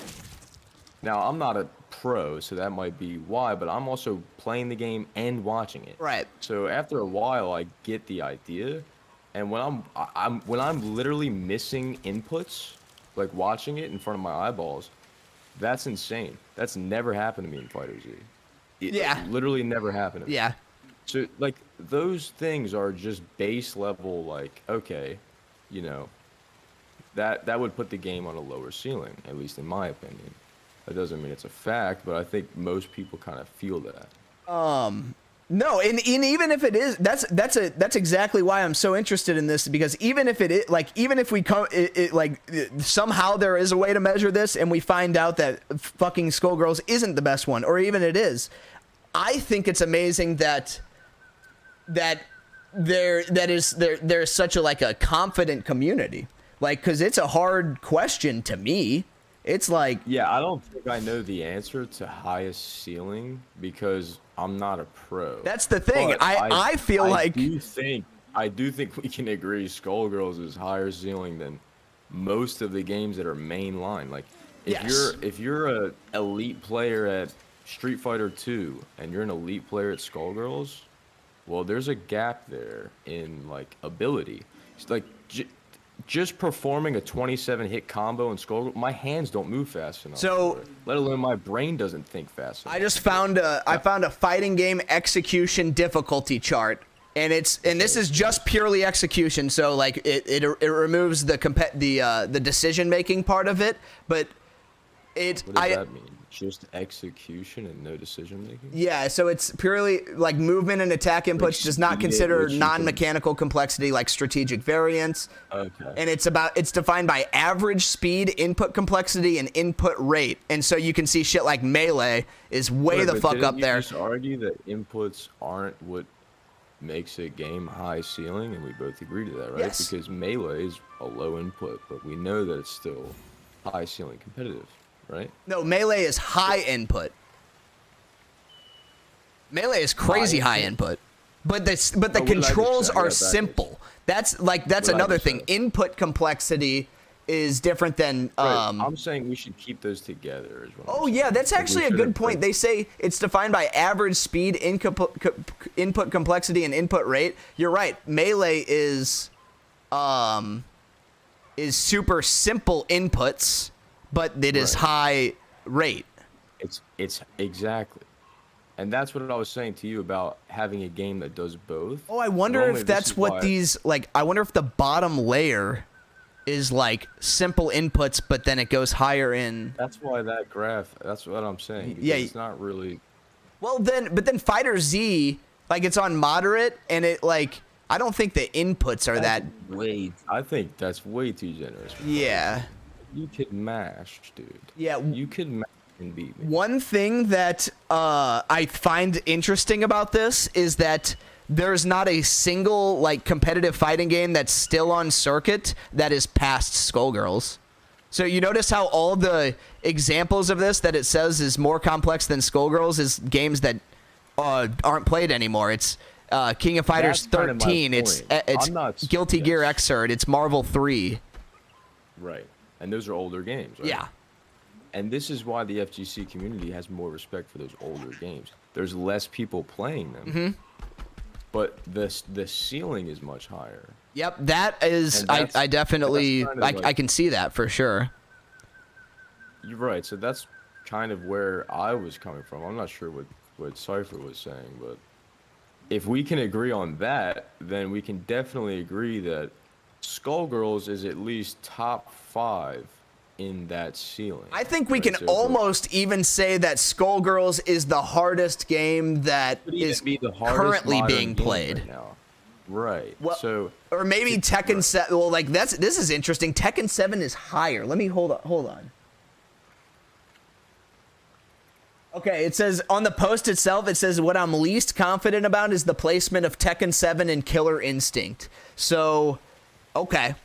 It is positive. That is such an interesting discussion because these two games, Skullgirls and Tekken, is what it really, like, the point of contention is where that really happened, is like, which one of these games is actually harder? I would say Tekken is above Street Fighter. It's above Mortal Kombat, obviously. Fighter Z, obviously. It's above Strive. But it's not above Skullgirls. And that's coming from someone who's not a pro, not a developer, but I don't think you have to be able to realize that. Right. Right. So that's kind of where I'm coming from. So when you're making a game, you know that the high-level FGC community is a smaller community, and they're very, very particular, very nitpicky. So either you're making a game pandering to them, because if you don't pander to them 100%, they're eventually not going to play the game. Well, this is kind of like where I'm going with it. It's like, even like, yes, Skullgirls is probably, or is obviously one of the hardest games. Like, it's pretty easy to see that. And it's like, even if it's not the hardest, people see it as the hardest. So what do they like about that? But if you look at the rankings, this is what I'm saying. if you look at the rankings, Skullgirls is probably 18th or 20th as far as popularity. So we're not measuring popularity. Yep. We're measuring like high level ceiling. But the most popular fighting game could very well be Strive. I don't even know what it is. It could be Street Fighter. It could be Tekken. I think it's Those I think it's players Tekken that are right the now. best. Okay. So those players that are the best in Tekken, even though that's the most popular game, would not compare to that smaller community that's the highest ceiling, which would be a game like Skullgirls. Now, we can argue which one's the highest ceiling. That's why I was asking you your opinion.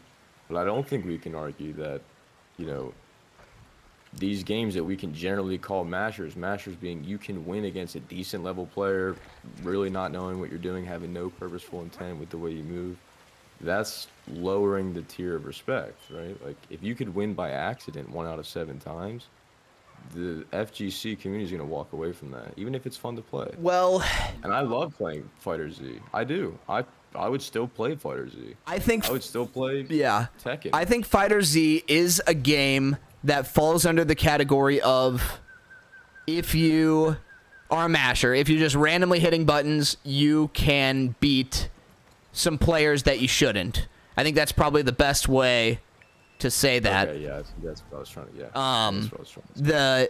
The question for me is that but like that's not saying it's impossible in Skullgirls. No, but it's like if that were to happen, I would be shocked. Okay. If the odds theoretically were 1 in 7 for Fighter Z, of like not having purposeful intent with what you're hitting, then the odds for Skullgirls is probably like 1 in 25. Okay.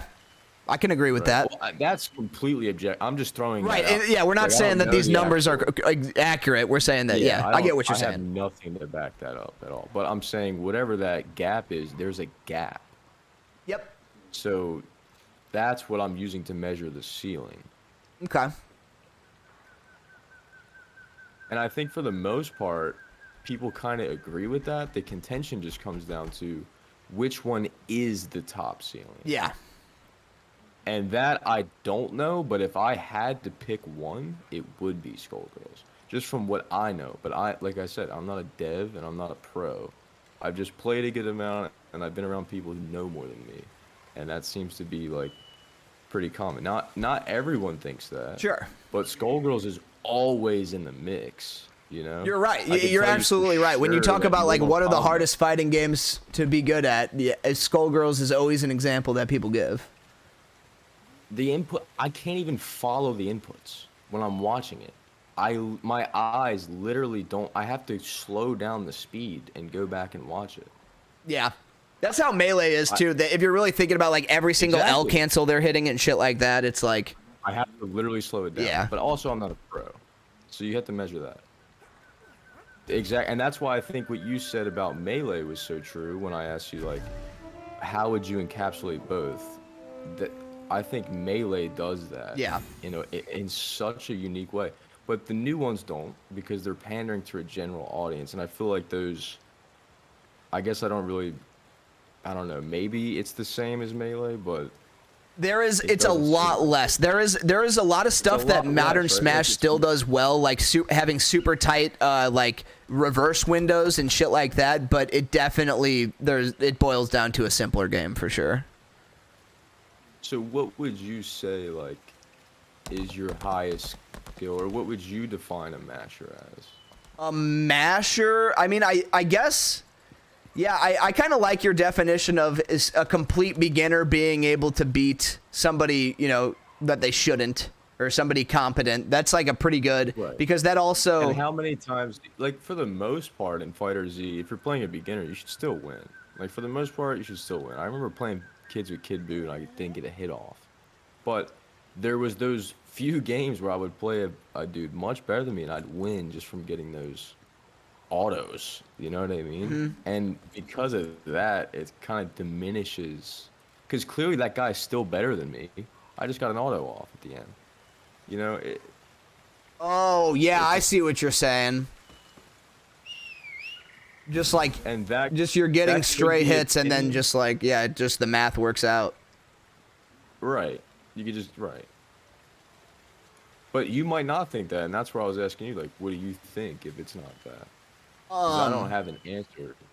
Yeah, I think it's any game that I don't know. It's kind of the idea of a low skill ceiling game is a little bit different than a masher. To be like, I do think that making the floor higher is different than making the ceiling lower because, and this is where I'm kind of struggling because I said that was the same thing, just talking about Fighter Z. Oh, okay. Like, but objectively what you just said is. I mean, it does make it narrower, like obviously, because you know if the floor is lower, it's farther from the ceiling. But the thing I'm really what I was trying to say was the result would be this same in Fighter Z. It doesn't mean that they're the same thing. The thing I'm really struggling with is the like when we say the floor or the like a masher is just having no purposeful intent. I would argue is mashing. Or when you said that that the FGC doesn't respect games with a higher floor. That's what it is, right? Because they look at games with auto combos and things like this that make it easier for beginners, and they say this is a game for babies, regardless of how deep the game actually is, right? Well, that alone doesn't write it off, but it's a factor. Okay.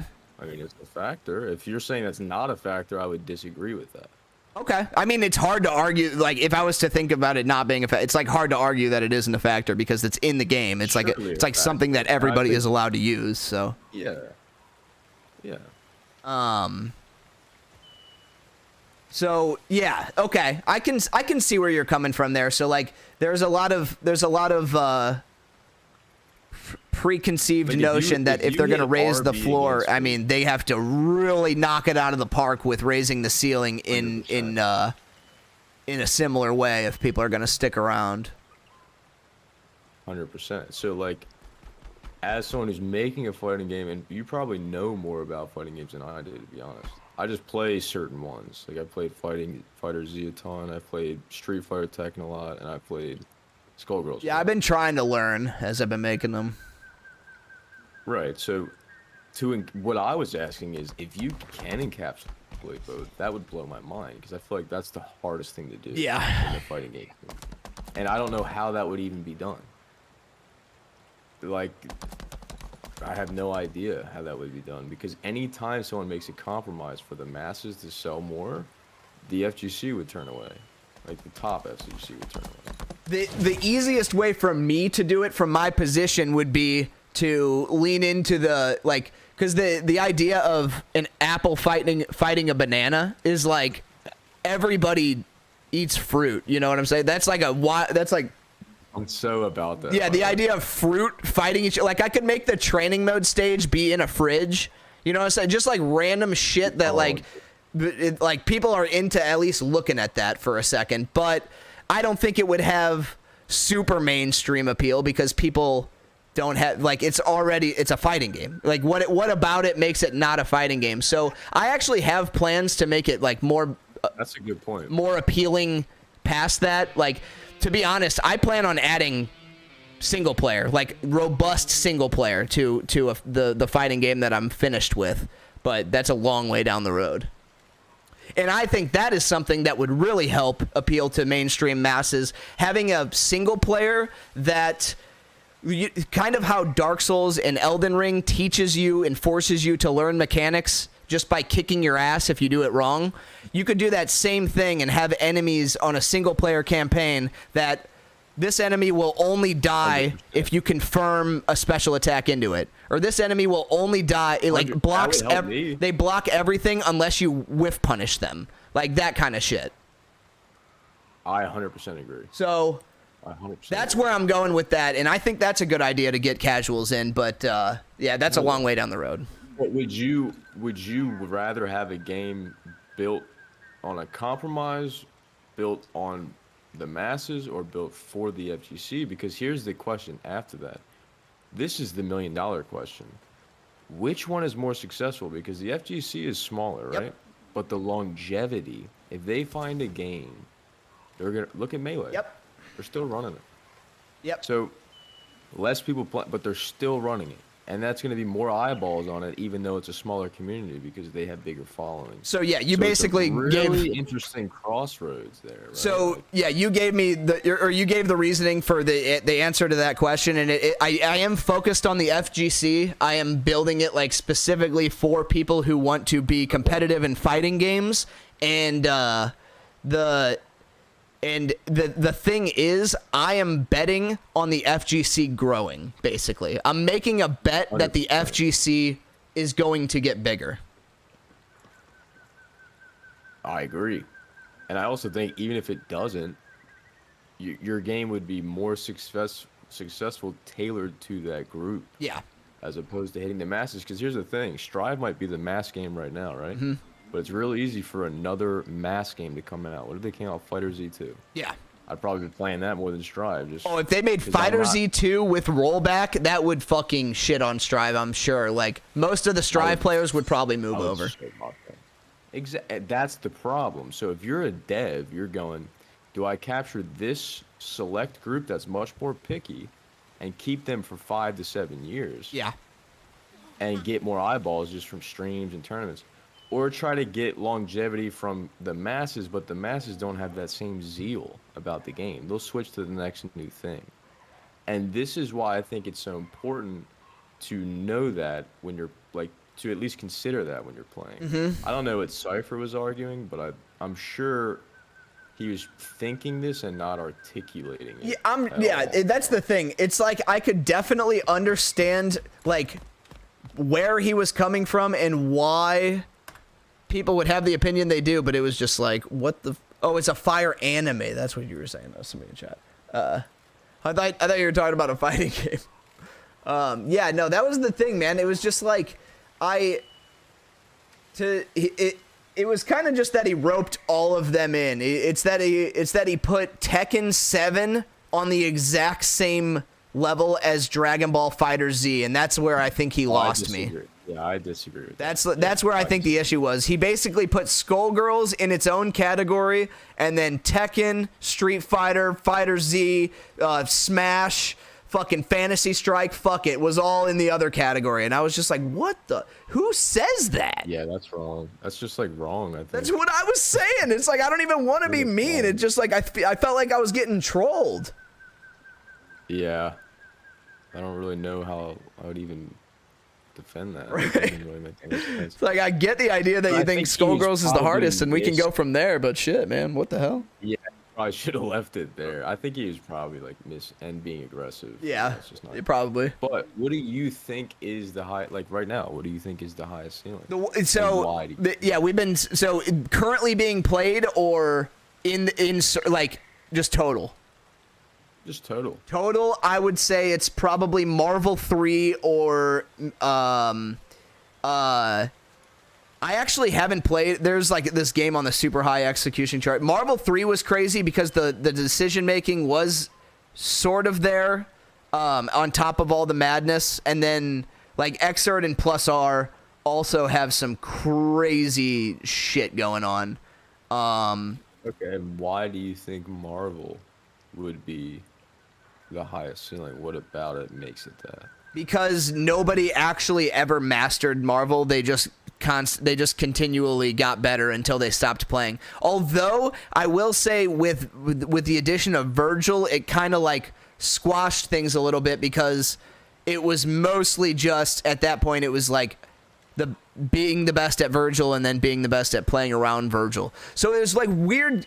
It's like the game itself mechanically at certain times was absolutely the peak, but then there are times, you know, they add characters, they change things, and then all of a sudden that, you know, it's not quite there anymore. So that's like, it's really hard to pin down. I almost want to find the best patch of each of these games. Like, who thought, like, which was everybody's favorite Xrd patch? Well, yeah, but I'll just let you assume, like, the best patch. I'll just let's just assume it was the best patch of each. Yeah. Then I would probably have to go with like, Xrd or Marvel. Now here's the question: why is that, right? And let me before you answer, it's probably gonna have something to do with the fact that you can't really mash in it and be successful, right? Because if it has nothing to do with that, then I would argue that that's not really being considered because it is a factor. So the idea of being the best at the game, like we're talking about the absolute top level at this point. We're talking about the skill ceilings of the game. Nobody at the top level of these games are going to lose to somebody mashing. So I don't like, how is that a factor? That's what I'm saying. That's what makes it a little bit higher level than, because of what you just said. No one's gonna lose to someone who's mashing. But even in Mortal Kombat, nobody at the top level is gonna lose to somebody mashing. Oh, well, yeah, we're talking about top level now, but I'm saying even mid tier, probably even mid tier in Marvel, you're probably not gonna win just mashing. From what you've said, I haven't played Marvel. It just depends on whether or not they know how to run, like a Frank West into Dante assists. You know what I mean? Okay, It's just do you think you could win by mashing in DNF? I haven't played that. I've only watched. Oh, 100%. That game is definitely on fucking training wheels. Squishier. Okay. We'll get that going for sure. That game is that's a game. Like I said, that's one that went a little bit too far. Whereas they've now brought the skill floor up so high that there isn't an amount of mechanics they can add to make up for it. Although they have done things to try, which I respect. But that game will never be considered one of the hardest fighting games. And why is that? Because the skill gap is too narrow. The skill gap is too narrow. You can't mash and win. It's for the same reason that Mortal Kombat, you can exactly. You can mash and you wouldn't beat a pro in DNF by mashing, but you can still mid-level guy if you join the game. Like a mid-level guy, yeah. You have a shot at winning in DNF just from mashing, right? Yeah, because the game is fucking the game just lets you set up infinites for free almost, but it's. And you yourself said that it's never gonna be. That game's never gonna be high ceiling. Huh? And in the same token, you're saying you can mash and win against a mid tier. So what I'm saying is, if you can mash and win against a mid tier, that's a factor. That's a factor in whether or not it's a high ceiling game.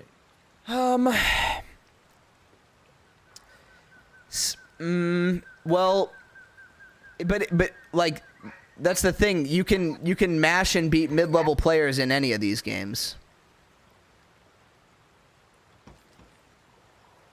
You literally cannot. A mid-level player is just somebody who has insufficient matchup information and isn't doing all the tech. So yes, okay, remember what I said? Remember I said it's possible, right? Let's say Fighter Z's 1-7. To do that in Skullgirls, it's 1-25, maybe even more or less. You see? See, Raising Cane's Chicken is in chat. He goes, wouldn't Tekken 7 be in the talks for highest skill ceiling since it has the largest competitive scene? Those tournaments are the pinnacle of fighting games, no? And this is what I mean when, it's a hard discussion at this point because, first of all, not a lot of people even play Skullgirls. So, how do you know? But yeah, this is what I'm saying. A lot of people, Well, we talked about that just because what we said earlier. If it's popular, right? Tekken and Street Fighter is probably the two most popular. That doesn't mean it's the highest skill cap ceiling in the FGC. Sure, but Skullgirls has a much smaller community, but even the best players in Street Fighter, the best players in Tekken would say, yeah, those players that are at the top in Skullgirls there's a gap. That's where you lose me. I don't think Arslan Ash would say Sonic Fox is better at fighting games. I don't exactly know who I know Sonic Fox. Right. I don't know the other. Arslan Ash is basically the best Tekken player on the planet right now. You should watch right now on the stream, and I don't mean to keep you. I know if you gotta go, it's fine. Oh, you're good. There's on Evo, they posted a Skullgirls thing. There's a part where Sonic Fox plays. Huh? Dude, I can't follow the inputs with my eyes, and I know the game. I understand that, but I mean, and like you said, you did say earlier, which I agree with, inputs alone do not make a high ceiling. Right. So there's a balance. I'm saying even with that balance, it holds up.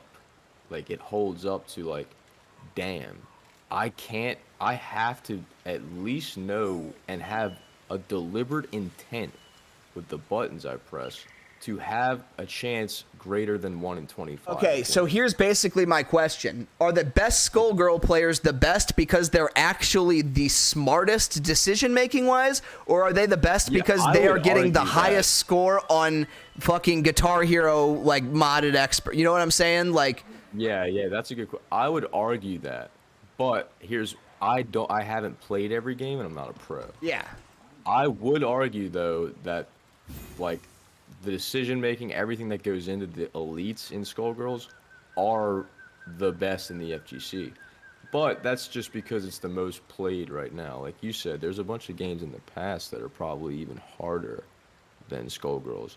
But the community now has died for it, basically, so I'm not really considering. I think one thing that, like, I don't completely understand at the top level in Skullgirls that I think really has the chance of, like, defining this argument is the reset theory. So Skullgirls is actually the only game that I know of that, I mean, Marvel had it too, but not really to this level where in Skullgirls, you don't actually hardly ever want to do an optimal combo. What you want to do is do an ambiguous combo that ends in a situation where your opponent doesn't actually understand whether or not you're ending the combo or starting a new one. 100%. So, and I would argue that factor adds to its being a high ceiling. I mean, that 100% adds competitive depth. I am on board with that because that shit is fucking crazy. Now, dude, I can't follow it. The issue that I have at, like, that I don't understand it well enough yet, so I just don't know is it just the case that this is just a small community of Skullgirls players who have fucking pushed this idea so far that nobody else is even like, it's like there's 10 people who have gone so deep with this, like, with each other, that it, like, defines what happens, and then there's just everybody else, you know what I mean?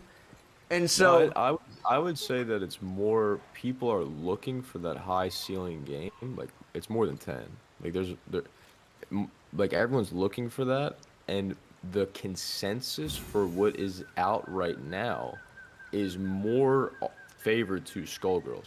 Like, the consensus is not, oh, Fighter Z, oh, Mortal Kombat. No one says that. Agreed. But even if someone disagrees that Skull Fighters isn't #1, they put it in their top 3. And most people are saying that it's probably the #1, and it's more than 10. So that makes sense. It's just hard to get away from that. It's hard to put something above that because I haven't seen another game with even a consensus like that. And these guys are really, these are Melee players saying that. You know, it's like, except for Mewtwo King, he doesn't do that. He plays it every once, really. Mewtwo King is hilarious. Mewtwo King is, like, so good at the games he plays and just terrible at the rest of them. But he doesn't care about really what we're talking about. Oh, no, yeah. But I'm sure that people that are on his team, like, are pro fighting game players, like some of them. Yeah, the one I always talk about is Kasumi. Yeah, and that's what I was. He was using Mewtwo King's team as an example, and I laughed because it was Mewtwo King, but like, obviously these people are pro fighting game players, so it's just so hard to even, like. Well, we can walk away with, like, an agreement. Like, we can walk away going, okay, if I mashed in Skull Fighter and I mashed in Fighter Z or Skullgirls, then my chance of success is much greater in Fighter Z. Why is that?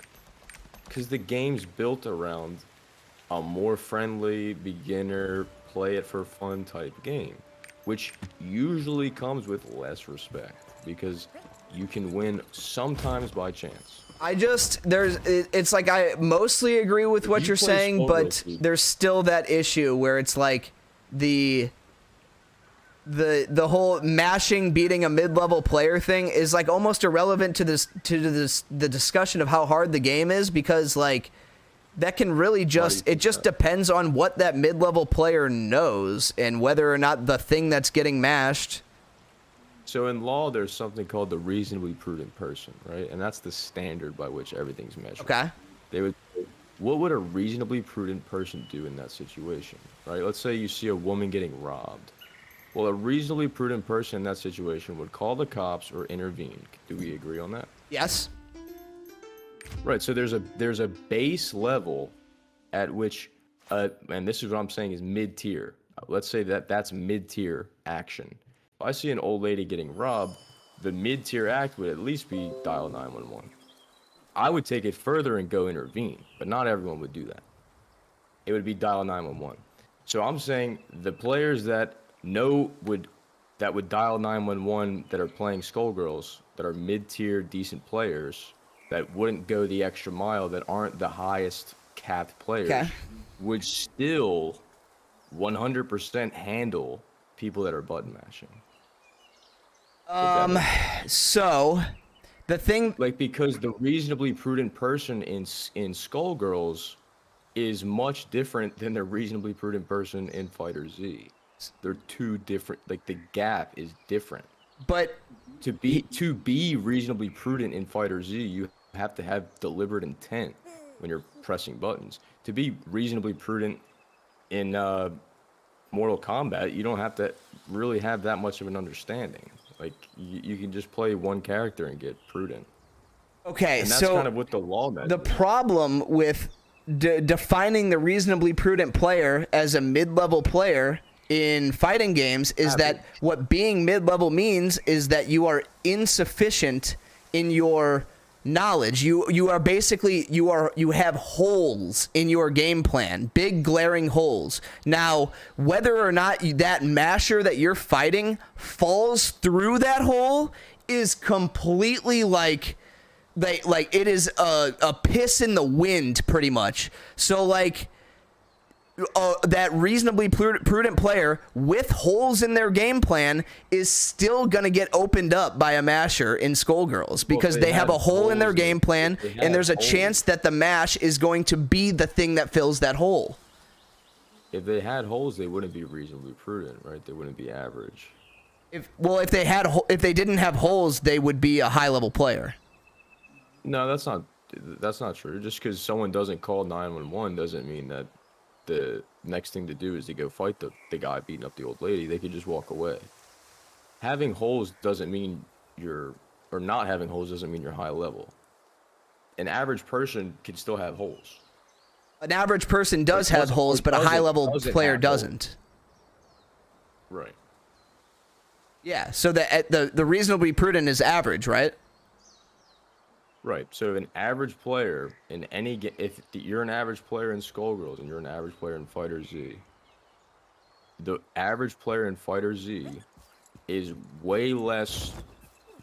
doing less when they're playing than the reasonably prudent person in Skullgirls. There's less inputs, there's less decision making, there's less like baiting and switching, there's less information drawing.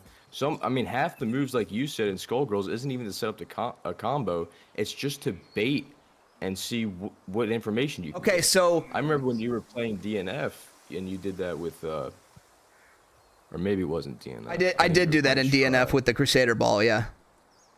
With the Crusader, but you did it in Strive with, I don't even know. Oh, Happy Chaos, yeah. Happy Chaos, yeah. Where I remember you were like, oh, this is my information move, and I think it was a kick. Yep. Well, every single move in Skullgirls is that. And you can't really start your combos until you get enough information about the other player. That is not the case in Fighter Z. You literally don't have to do that at all in Fighter Z.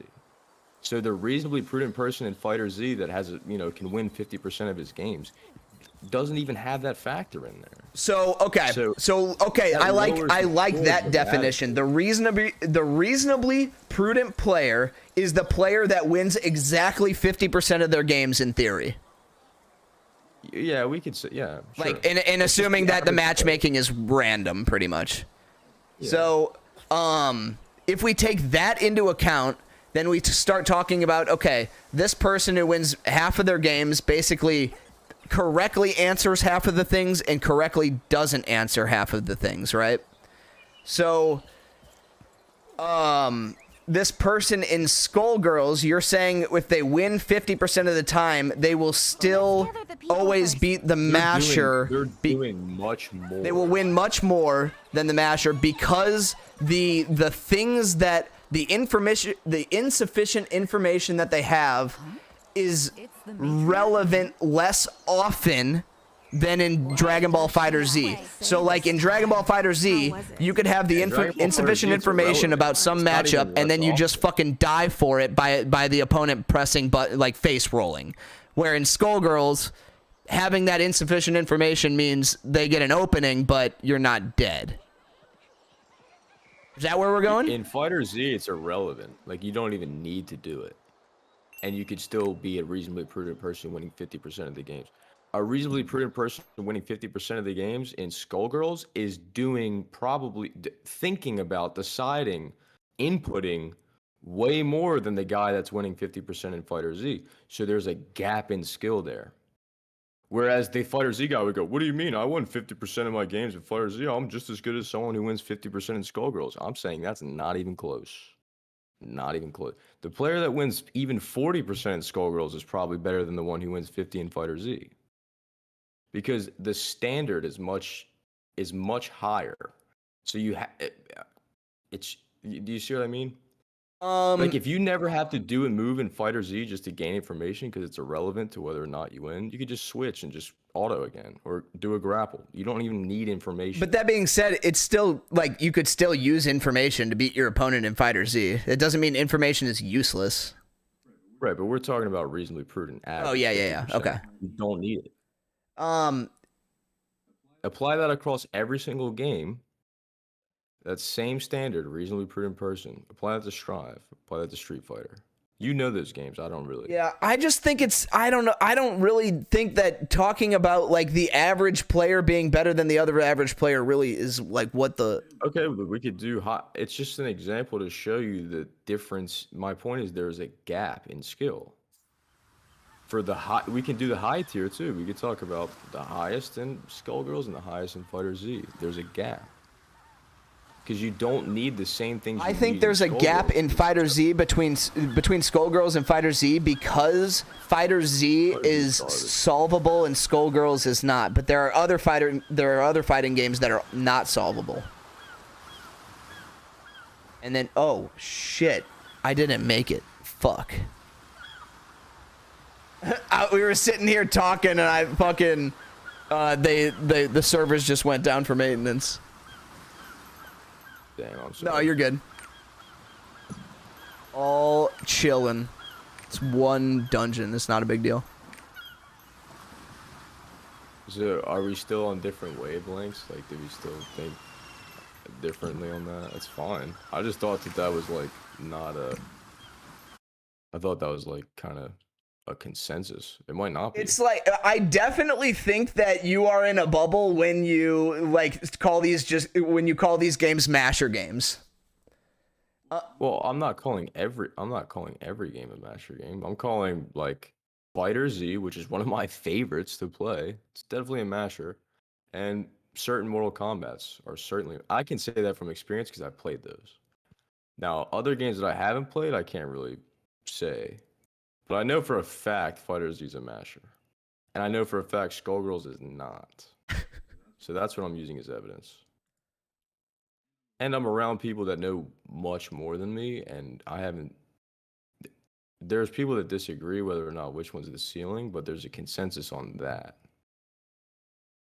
Sure. I just think they're two different discussions. I think talking about the hardest game is much different than talking about the game that is easiest to win by mashing in. Yeah, but it's a factor, right? So we have to at least consider it. So in Marvel, if I mashed against you, half the games I played, and you weren't mashing, but you weren't the best player, you know, you were somewhere in mid-tier, I still don't think I would have a shot at beating you. Here's the part I'm struggling with. Here's the part I'm struggling with. When we talk about mashing, we're saying mindlessly hitting buttons. Mindlessly, hitting buttons, pressing normals. That is what they're going to get 99.9% of the time. Doing that as an option is like choosing rock in rock, paper, scissors. So anybody on the planet who understands how to paper will never lose to the masher. It doesn't matter what game they're playing. If you know how to paper, you're never losing to rock. Well, that's only true if there's 3 inputs. No, I'm not talking about inputs. I'm talking about option parity. The normal will lose to an invincible button. It doesn't matter what this normal is. It doesn't matter if you have a 54 button fighting game. All 54 of them are losing to an invincible DP. That paper covers rock. That's why I was asking you, in Marvel, if I'm doing that, what are my odds of winning? You said it was the hardest game, probably. Uh-huh. So what are my odds of winning if I'm doing that? What do you mean? If I'm playing you, or if I'm playing the best player. Right. If I'm sitting there mashing with no intent, no purposeful intent. If you were playing me, you would lose every single time because I would mash DP. And okay, and would you call yourself a high-level player or a mid-level player? Mid. I'm not even remotely a high-level player in Marvel. Exactly, right? So we kind of just landed on my point. You're a mid-level player. If I join and I'm button mashing, I don't even have a shot against a mid. That same thing would happen in Fantasy Strike, though. If you only... But I haven't played that. I'm not saying that. I'm saying if I did that in Fighter Z, I have a chance at winning. If you only mashed in Fighter Z and I found the invincible DP button, no, you would never beat me. That's not true. I could mash. I could seriously sit here and mash in Fighters. I've played that so many times. I've done it against anyone. And I have a chance of winning. Well... It sounds like you could thread the needle just with your movement to get that auto combo started, so you're not like just mashing. If you were just mashing on the controller, if I mashed against you in Marvel and you're a mid-tier player, I have a 0% chance of winning. Same thing. If you are only mashing in Dragon Ball FighterZ and there is an invincible reversal option, then the same thing would happen. We're saying you're mid-tier. What do you mean? If the highest skill cap game in your opinion is Marvel, and I could never beat you button mashing, and you're a mid tier. The skill ceiling of Marvel is irrelevant to this interaction because it's like a low level fighting game interaction that exists in all fighting games with invincible reversals. I get that point, but I'm saying I'm the guy that doesn't know the invincible reversals, and even if that is in the game, I still, if the game isn't high ceiling, would have a chance of winning.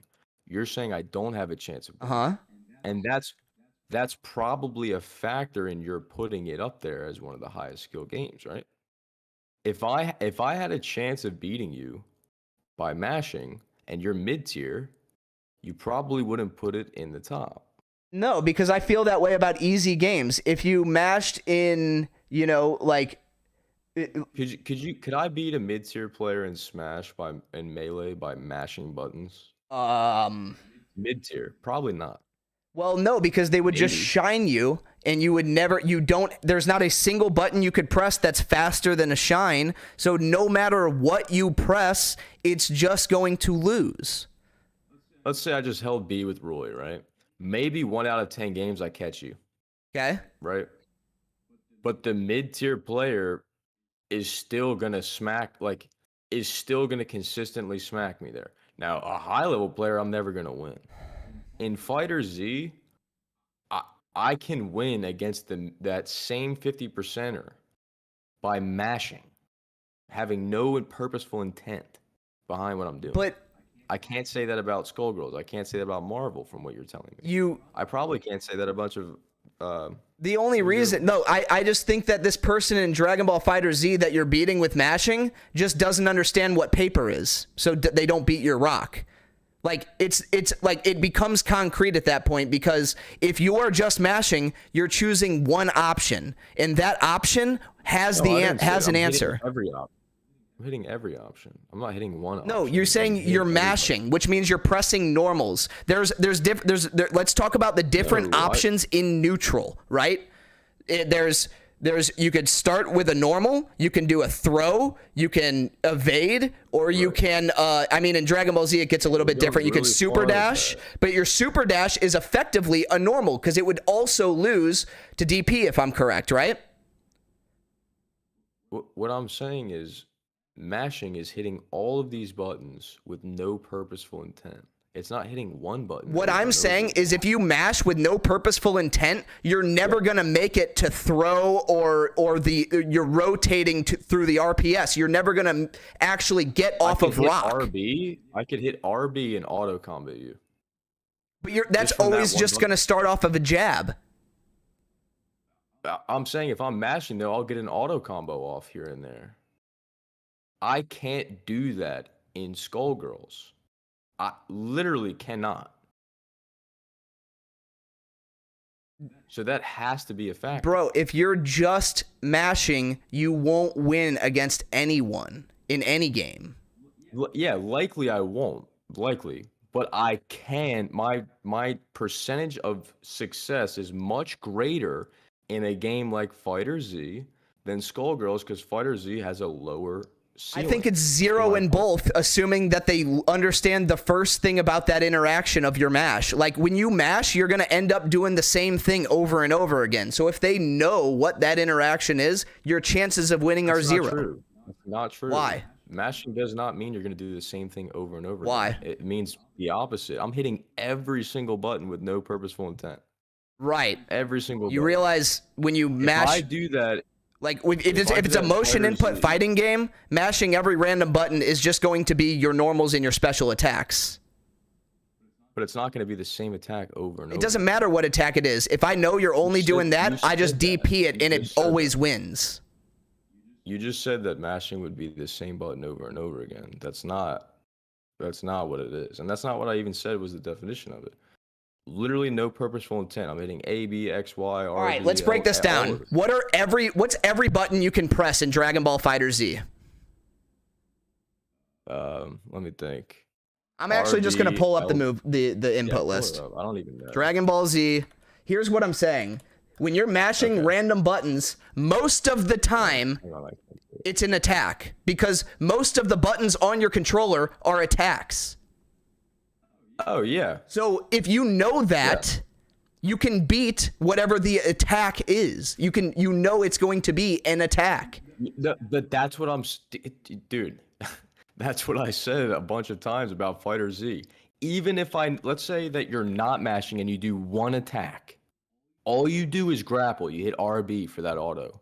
I can know that's coming, and maybe 1 out of 10 times you'll still get it off. But that cannot happen. Why would you get it off 1 out of 10 times if I just wait for you to move and then press an invincible button?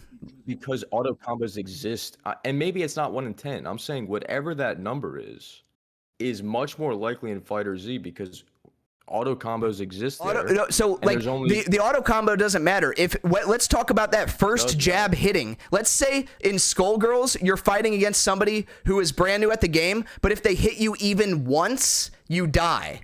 Like, it's an auto combo, right? So you even take it from that perspective, and it's the exact same shit. If they try to approach me, I'm DPing their ass, and they're gonna die. What game do you die when you get hit once? What? What game would you die in? I'm saying the theoretical situation where this guy's hitting you with one auto combo and winning. I can't even. That wouldn't even be a real. That's what you're saying. You're saying 1 out of 10 times this guy hits his auto combo so he can win sometimes. I'm saying 1 out of 10 times the guy's hitting every button on the controller, and he'll be able to get a few moves off. All right, here we go. And even if he's hitting one button this over and over again, maybe it gets off. But if you do that in Skullgirls, it will never land. Okay. Even against a mid-tier. All right, here are the buttons in Dragon Ball Fighter Z. Okay. Light, medium, heavy, special, right? but also there's analogs. And there's inputs too, right? Motion commands. Yeah. So, okay, every single one of those buttons loses to invincible reversal. Does not matter which of those buttons you press, it's all going to get beat by an invincible reversal. So why? Which one is the? Where's the auto at? Where's the? I played on Xbox, so I used RB. Where's auto? Auto is just spamming light, Rush? right? It's just like No. It's literally a mechanic where you hit RB and you grab them and you go into an auto combo. Oh, Dragon Rush.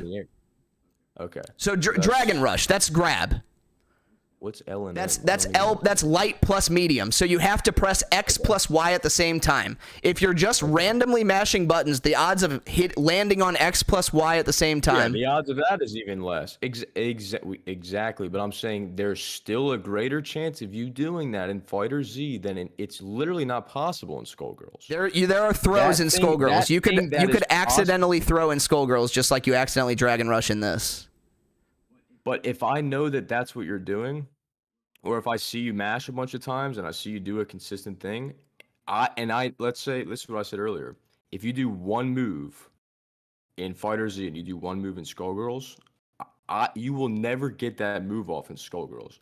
You could get that move off in Fighter Z by timing. Well, if you know timing, then you're not bad and you're not mashing. If you're timing stuff, you're not mashing. That Dragon Rush is really the problem. If you're trying to thread the needle on Dragon Rush, you're not mashing. I can't. Yes, you are, dude. What? No, you're not. You're spacing until you can land a Dragon Rush. SINRIN, I think if right now you pulled up Fighter Z and you just... Bro, I don't care how scrubby you think the option is. It's in the game. Yeah, so my point has been the same this whole time. If you did that in Fighter Z and you try to do that in Skullgirls, you would never win in Skullgirls and you might win 2 or 3 times in Fighter Z. If you only mashed... Just try it. Do it on stream. Bro, it will happen. Bro, you don't understand. I could create this illusion any way that I want because I understand the options in fighting games. So I could thread these Dragon Rush needles just as easily as I could beat somebody in strike throw at Skullgirls, and make it look like I'm just mashing.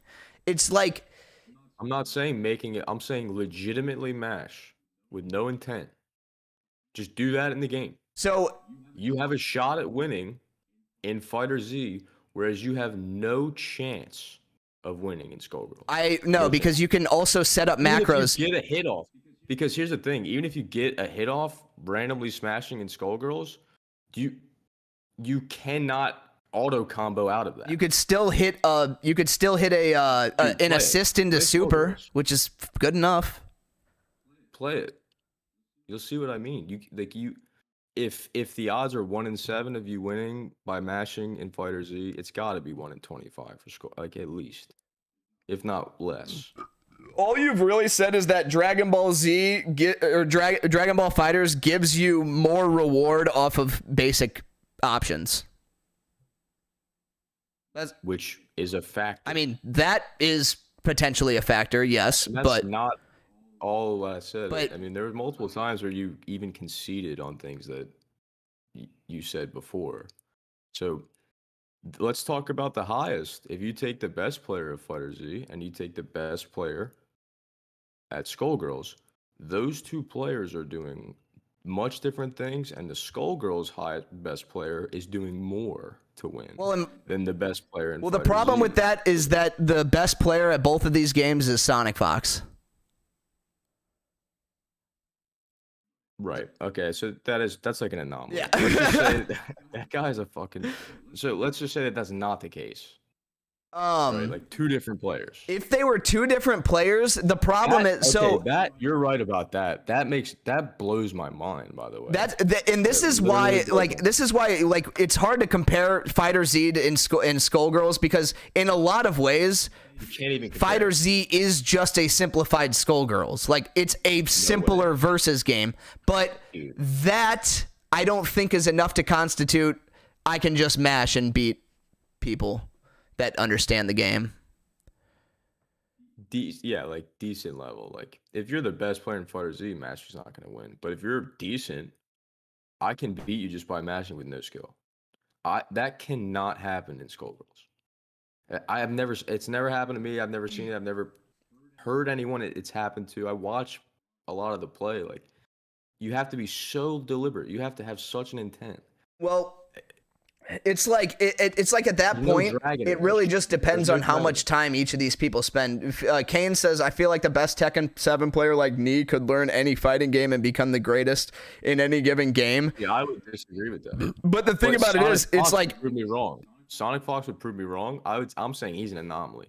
For the most part, I disagree with Raising Cane's is saying there, even though that's a good point. well, I think anybody can become the best at any game ever. It's just a matter of how hard you want to work for it. So it's like, yeah, you know, But like sure, Nee could become the best, but how he's saying the best at Tekken could translate to the best at Skullgirls, the best at whatever Mortal Kombat. I'm saying I don't agree with that, but I see why you would think that.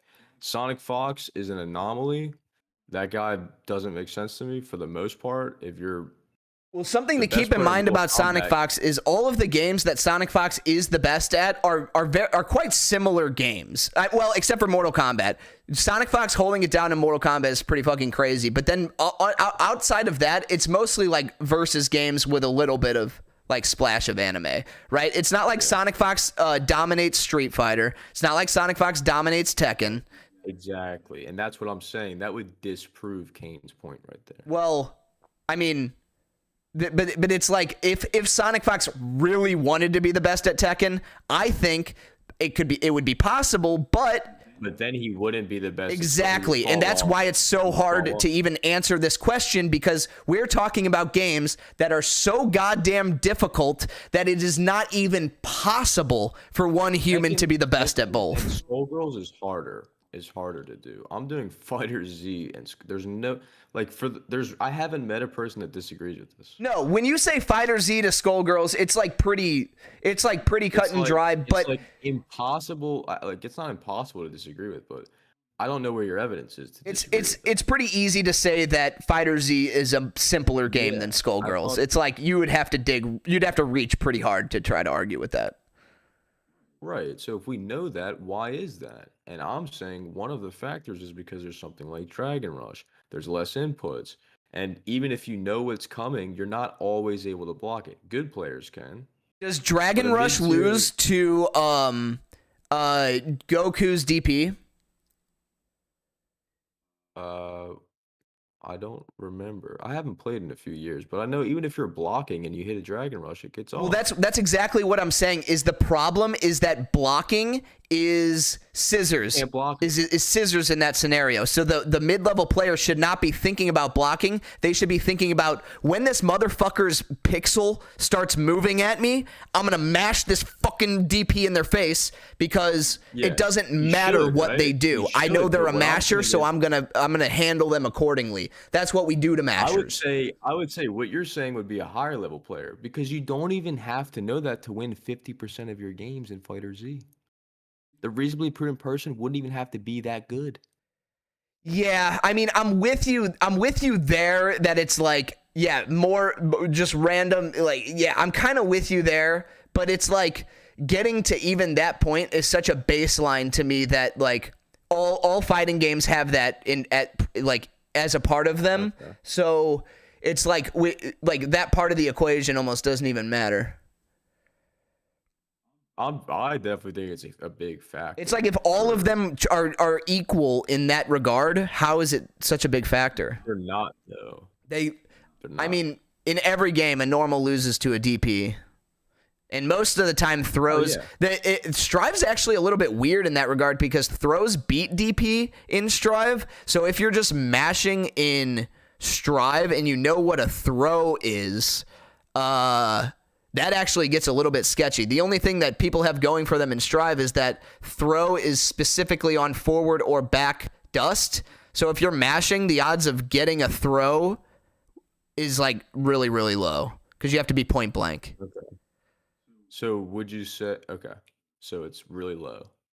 So what does that do for the game? Does that raise its ceiling or lower it? Well, Or is it not the a idea factor? that the fact that they put throw specifically on that command raises the skill ceiling because Okay, I think I would agree with because that. mashers can't access it. So Exactly. I would agree with that. So, but that being said, that's like only because throws beat DP. If you apply this to Street Fighter, for example, where throwing is just a 2-button combination and it can be put on a macro just like like a Dragon Rush can, and you can just be mashing buttons and randomly get throw, that also doesn't help you because it also that doesn't necessarily lower the skill gap because DP actually beats throw in that situation. So a masher who is just mashing their buttons and doing all their and doing throw sometimes will still always lose to this invincible rock that I keep bringing up. And so that's why I asked if Dragon Rush loses to Goku's God DP, because as far as I know, Goku's DP is like the best one in the game. So if well, I don't 100% remember, but I know for a fact that you can't even block a Dragon Rush. I know you can't block a Dragon Rush because it's a throw. It's the game's version of throw. Okay. Like, that's why it's unblockable. It's literally the game's throw option. But not every fighting game has a move that's, like, unblockable. Name a fighting game that doesn't have throws. I don't know. You're more versed in. I can't think of one. That's why I'm asking. Like, we've had throws since like Street Fighter 2. Well, I'll let you talk to Kasumi. She's the one who told me that. That's what she does for her money, and she tells me all the time, like Tekken, Street Fighter. And she loves the games, but she says it's not even close. And then when I watch it, I'm going, yeah, maybe you're just saying that. Like maybe you're ridiculous. Then I play the games, and then I watch like Sonic Fox play the games, or I watch people at Evo. It blows my mind the gap in skill. Just even players that are bad in Skullgirls are just blowing my mind. And then she goes, "Yeah, that player's bad." I'm like, "What? That player?" And she's like, "Yeah, but that player would probably do really well in Street Fighter." Yeah, but that is oh man, dude, that is so okay. Here's the problem with that. Every game is like DNF Duel. We were just talking about how it's a game for babies. I did not lose a single game. I had a 100% win rate through the whole beta until I went into Rufelmonger, the YouTuber, and I did not beat him. Yeah. You know what I mean? It's like that kind of shit can happen every single game. I'm bad, but I never fucking lose. I shit on everyone. Right, so that lowers the ceiling for the game, right? No, that raises it because I'm bad at the game and nobody can beat me, and then there's still people above me. Well, you didn't beat Rufelmonger, so that means that you're mid-tier and you didn't beat a high-tier player. So that lowers the floor, or the ceiling of the game, not the floor. It lowers the ceiling. What? You just said that you went unbeatable, If right? the game had a lower skill ceiling, I would be able to randomly win more. You just said that you went 20-0, right, in DNF? I went Infinity and 0 against every human that wasn't Rufelmonger, and then I went 0-10 against Rufelmonger. Right, and you're saying that makes it a higher ceiling game. That is evidence of a high skill ceiling, yes. Because if nobody can beat me for the whole time I'm playing, all these random people, I never lose to any masher. No masher ever wins, and then I go into Rufelmonger, and then I never win. Right. That is evidence of a high skill ceiling. Because it's so vast. But you told me, wait, you also said earlier that DNF was not a high skill. That's what I'm telling you. It is a baby low skill ceiling game compared to other fighting games, but it's still that vast, which is why I say mashers will still lose even in these baby games. Which is why I don't agree with the whole mashers can win being like a good metric. If you're saying that you can go 20-0 and then play someone that you can literally never beat. And what would you call yourself in that game? Mid-tier or high-tier? I am like approaching mid to high level. Okay, so if you're mid-tier, but you're saying you can never get beat, except for one. I mean, I'm saying nobody ever beat me. It's like I didn't run. You said you went Infinity and 0 at mid-tier. That I would argue that's not mid tier, right? I mean, yes, it is, because the people that I was playing against were just worse. Okay. All right, so you can go Infinity and O and be mid tier. Yeah, because the people that I'm playing are worse, are way worse. Crazy. That's crazy. Like, there's no game that you could play. You could go Infinity and O and be considered mid and not high. no, sometimes they would take a round, but I never dropped a set. Like, they would take one round, but not go two out. Not you're a high level player at that game. It doesn't mean you're a mid tier at that game. But it doesn't mean the game's a high ceiling. If you can go Infinity and O, there's no way that's mid tier. Mid tier is not 100 and O. That would be. I know absolutely nothing about matchups. I know absolutely It doesn't matter. You said it's a baby game, right? So you're still high tier in a baby game. That's my point. Even if you're high tier in a baby game, you could not take that same skill set and be high tier in Skullgirls. You'd get wrecked. I mean, if Skullgirls came out today, like DNF Duel did, I would do the exact same thing to everyone. No way. Play Skullgirls right now. I just said if it came out today. What do you like? Dude, listen. I am good fundamentally at fighting games, so if I go into this brand new fresh game, I'm going to beat people. That's just what's going to happen. It doesn't mean I'm a top player at the game. Just play it right now. You'll see what I'm saying. Bro, I've played people in Skullgirls. I get what you're saying. Okay.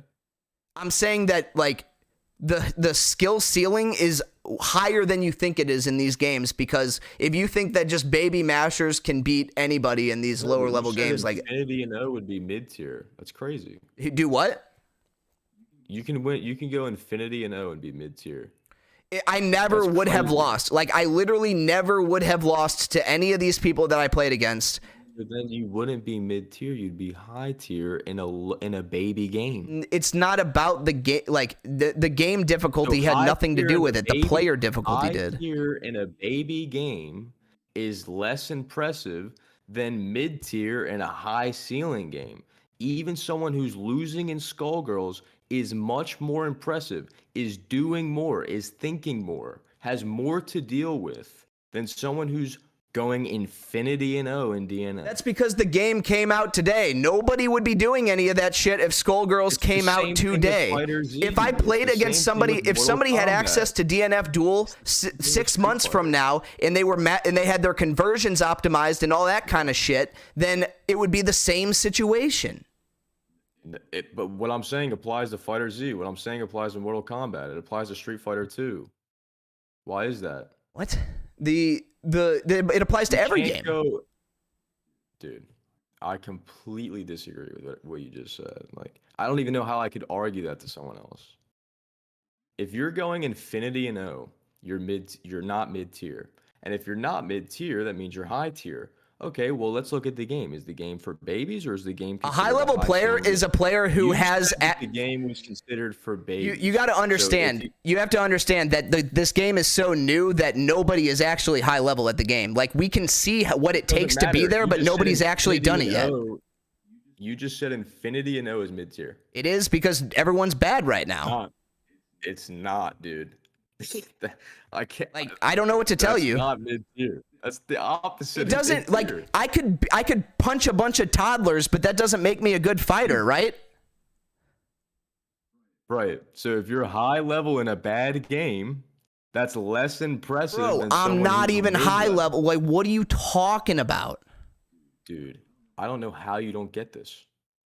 Let me say it again. If you go Infinity and O in DNF, you're telling me that's mid tier. I'm saying to you, that would be high tier. Okay? Nope, it's not. That's crazy. It's not high tier. Follow me. High tier or even mid tier in a I mean, and like, tiers are different. That we got to talk about the high level, just your level of play. Follow me. I'll give you whatever. Just follow me. Let's say you're mid tier going 100 and 0, which no one would call mid tier. Let's just say that's mid tier. If I'm playing only people who are low level, and I go 100 and 0, I could still be mid level. Just let me finish. Right. If you're mid tier in a baby game, that same player the odds of him getting mid-tier or high-tier in Skullgirls, which is not a baby game, it's a high ceiling game, is much less likely. No, that doesn't make any sense. Okay. I don't know how to like you're completely ignoring the level of effort it takes to get good at these games. No, I'm exasperating it. That's what I'm saying. Someone who's even bad at Skullgirls is probably better than someone who's mid-tier at a baby game. Bro, like it doesn't. You don't agree with that. You don't agree with that. Like if I played a bunch of bad people at Skullgirls, then like you disagree with then that. maybe I would like it. Like it doesn't matter what they are in Skullgirls. I would play them in DNF, and then they would either have it, or they would either have the fundamentals, or they didn't. Like. Yeah, but what I'm saying is what you're doing to get to mid-tier or high-tier in DNF requires much less effort. It requires. How do we know? There's no training mode in the game yet. Well, let's just use Fighter Z then. Let's use Street Fighter 2. Let's use Mortal Kombat. My point remains. Street Fighter 5 takes a long time to be able to practically delay tech. I haven't played like literally months. Do you know how long it takes to learn how to Korean backdash effectively? I didn't say anything about Street Fighter 5. I'm just naming a bunch of tech that takes years to master. This is not something that's unique to Skullgirls. What I'm saying is a high-level player at a baby game that thinks they can go be a high-level player in a high-ceiling game is simply mistaken. Why? What do you mean? Like just because it did take less effort the first time doesn't mean that they can't do it. Right, that doesn't mean that they can't, but it's less likely is what I've been saying. I just like this whole time. Getting good at games is getting good at games. There's a pretty similar path. Like then since you're Infinity and O at DNF, go do that in Skullgirls is what I'm saying. I could. It would start with learning how to move and actually getting to the point where, you know, it does like I'd give you $1,000 if you can go 100-0 in Skullgirls. I could go 100-0 in Skullgirls because the game has a high skill ceiling, so I could run into people who are bad at the game and then beat them 100 times in a row. No, like in ranked games against players that are really good. If you won 100 times and didn't lose one, in the same way you can. If I got good at Skullgirls, I could join. I would have to use a Smurf account to rejoin the ranked lobby at a fresh account, and I could win 100 times in a row. Yes. Adding all these other things in. What, there, dude? Why are you doing that? What? Because your stipulation is ignoring so much shit. Because let's listen to this. Break this down. You're talking about playing other ranked players at a high level. If you're playing other ranked players at a high level in any game, you're gonna have difficulty. So talking about the skill gap at that point, what is like? We're talking about. I'm not saying that it's impossible. I'm saying it's much less likely. And there's players that go around that go, oh, I'm top ranked in this, I'm top ranked in that, I could beat you in this. And even players that are getting beat in Skullgirls would trash the best players in baby games. Why is that? I don't even know if that's a fact. The thing about it is, if you play Skullgirls, you probably play other fighting games too. So there's just how much have you practiced? This is what Cypher was probably saying. There are people that only play Skullgirls professionally for money. That's what they do as a job. That never play any other fighting game. But they can pick up any fighting game and go, oh, this has like 1/8 of the inputs and it has an auto grab and it has a dragon rush. This game's garbage. It's easy. It's too easy. Why is that? But the players that are 100% and O or the highest skill cap in the baby games always think that they can go up to Skullgirls and do the same thing. I don't know anybody who's ever actually. You're talking about Fighter Z to Skullgirls, which probably does have a bunch of dumb shit like that. But when you're talking about the difficulty of fighting games, that is no longer relevant. It doesn't translate. I'm saying the gap is huge. The gap's huge in all of them. Okay. It's big in Tekken, but I'm saying it's even bigger in Skullgirls. Go play it. I mean, it's hard to determine which one's bigger out of Tekken and Skullgirls. You can say that it's bigger in Skullgirls than Fighter Z because they're so similar that it's easier to draw comparisons, but so nothing that I said has made sense to you at all. Saying Skullgirls is harder than Fighter Z definitely makes sense. I've said a lot more than that. Like that wasn't even. But what you're saying is that you're saying that mashers don't win in Skullgirls compared to how much they do in other games. I didn't say that. I said less likely, right? You just said, yeah. I just said compared to other games as much as, yeah. So the best player in a bad game, and usually those players think that they can translate being the best at a bad game to being the best at any fighting game.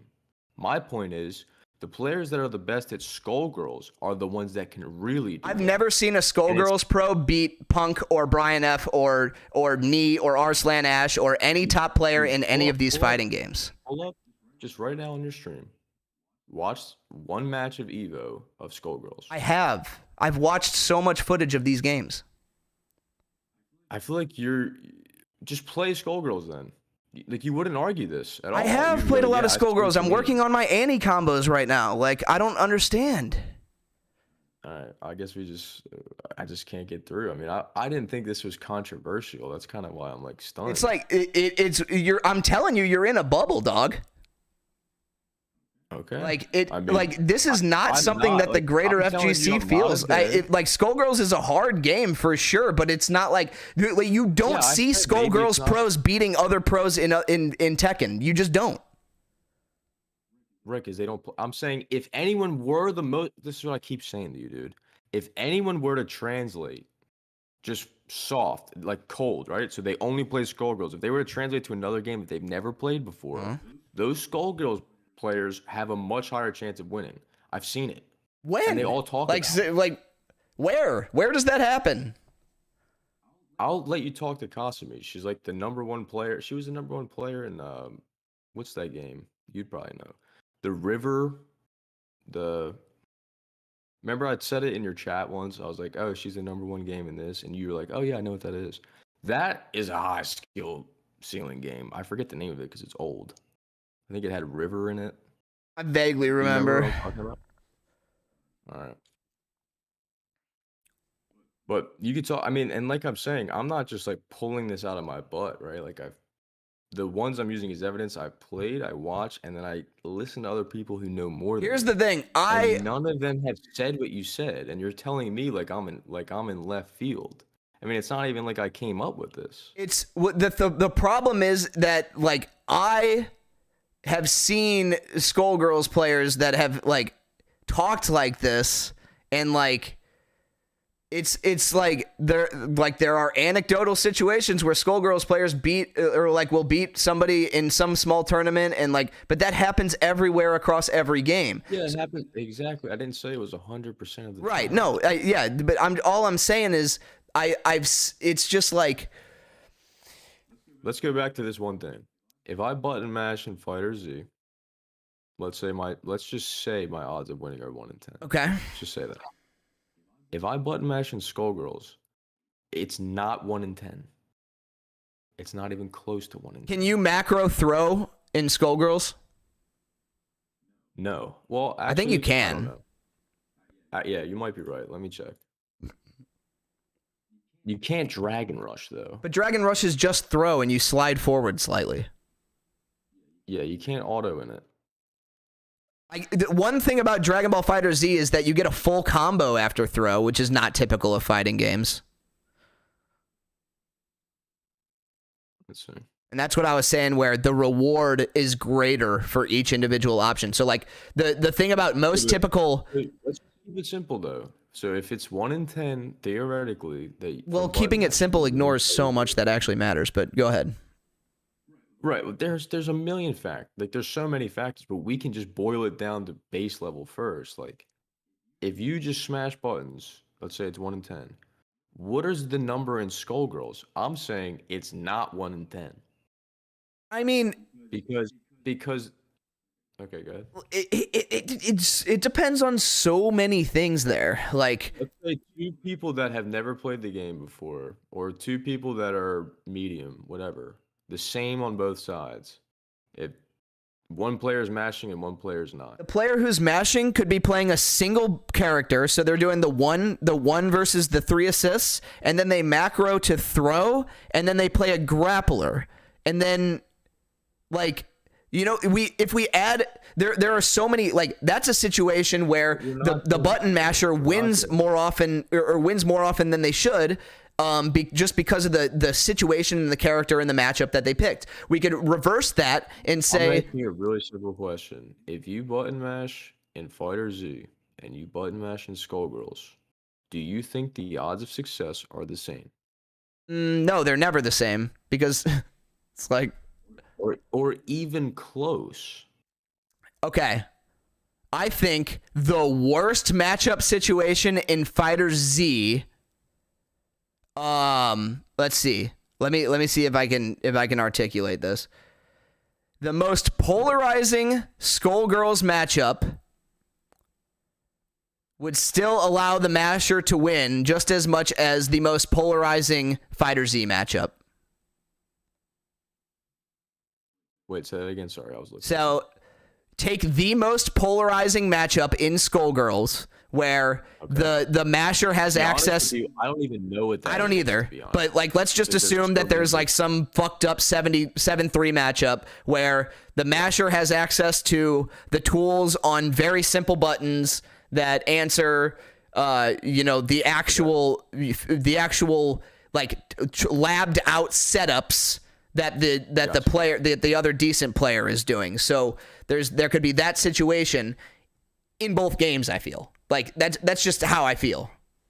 Yeah, and even if that situation could happen, but over 10 games or over whatever, how many games you play, if your percentage of success is 1 in 10 in Fighter Z, there's no way it's the same for Skullgirls. No, it's probably not the same, simply because the skill ceiling of Skullgirls is higher. So when you're taking higher, like an aggregation of this, like there's just a bigger spread, basically. Like, my point this whole time. Well, I told you it's not a. I'm agreeing with you that Dragon Ball Z is simpler than Skullgirls. But then if we take this argument to fucking Tekken, all of a sudden I'm not with you anymore.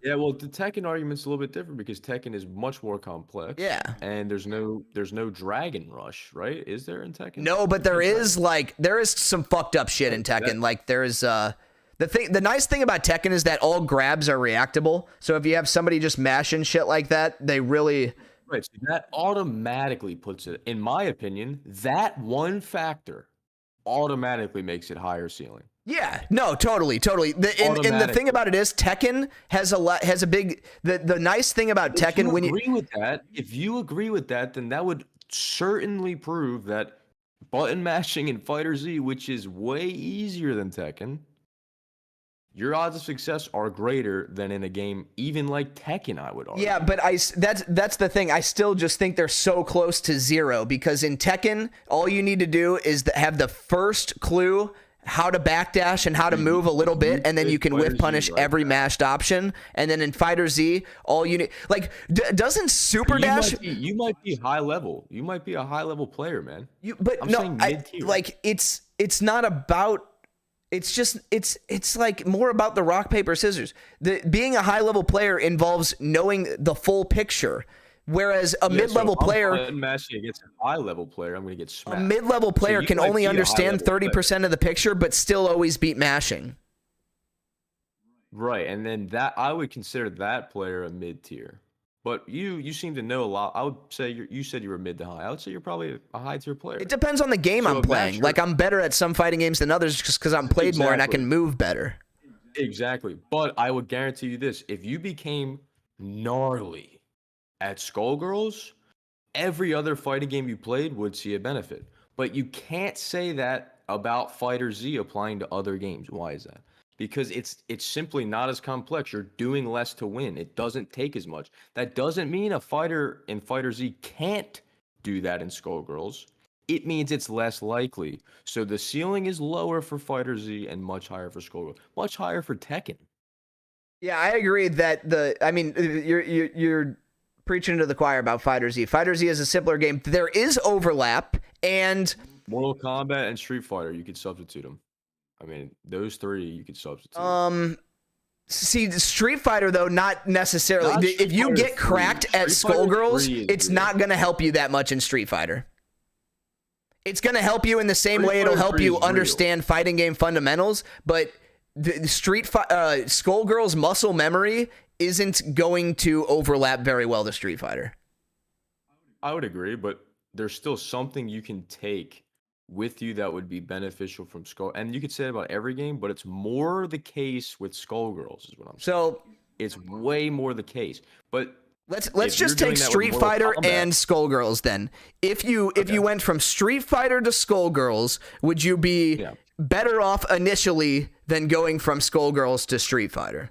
And obviously you think that Skullgirls to Street Fighter, you get way more out of that. Depends on which one.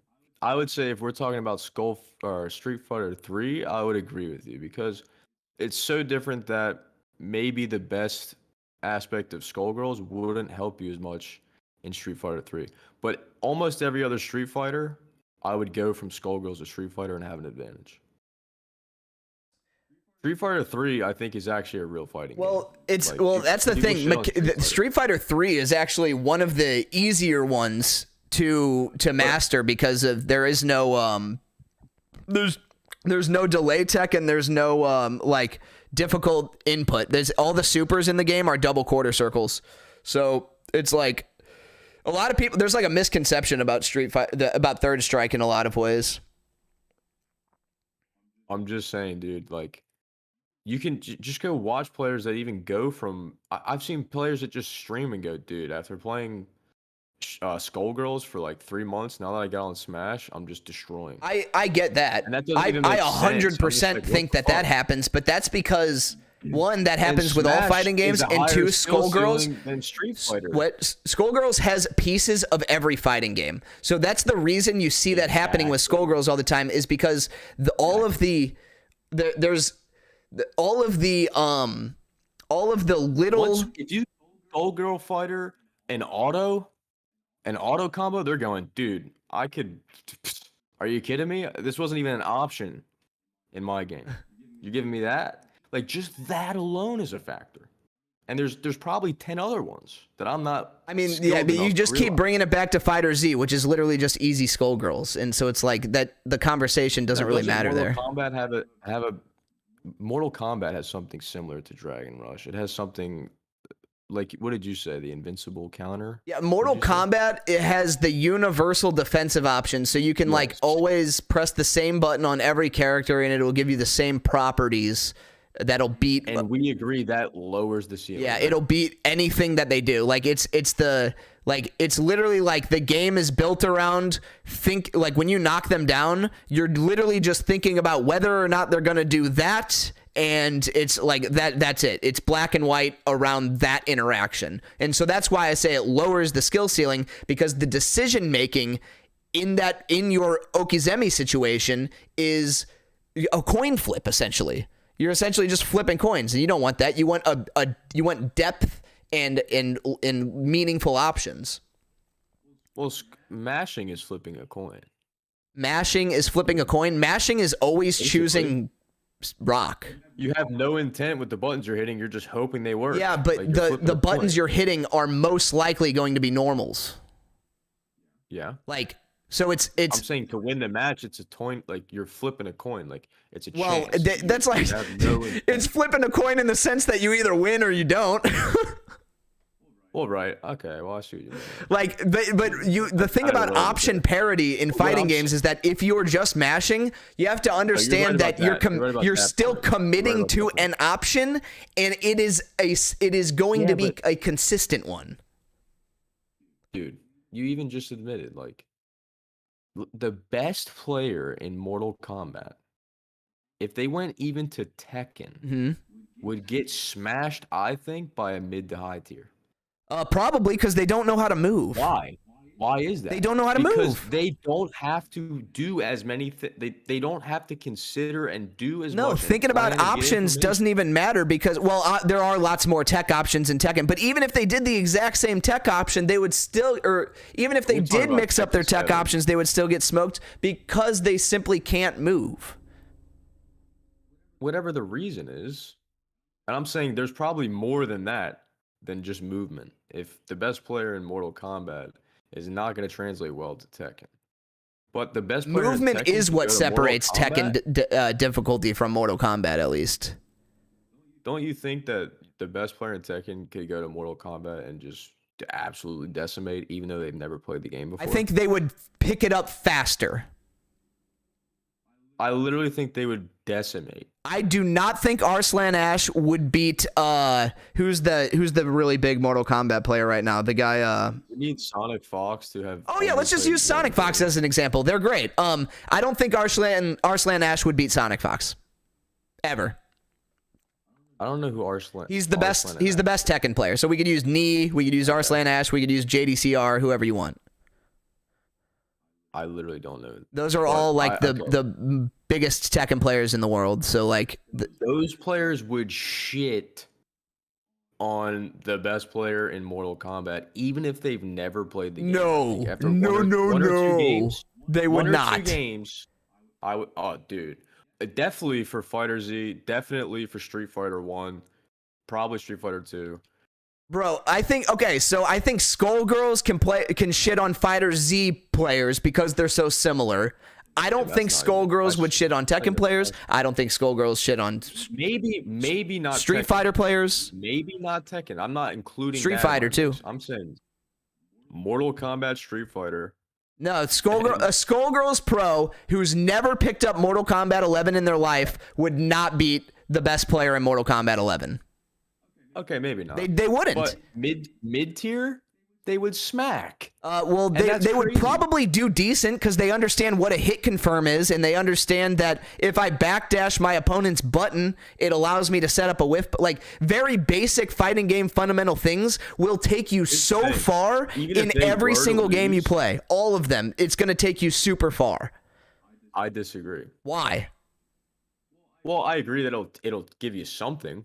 Like, but it's not. The person that goes from Skullgirls to Mortal Kombat is much different than the one that goes to Mortal Kombat. Real question, do I think C9 Mango could pick up Tekken or Skullgirls? Absolutely not. I've seen Mango try to play traditional fighters. He is fucking ass.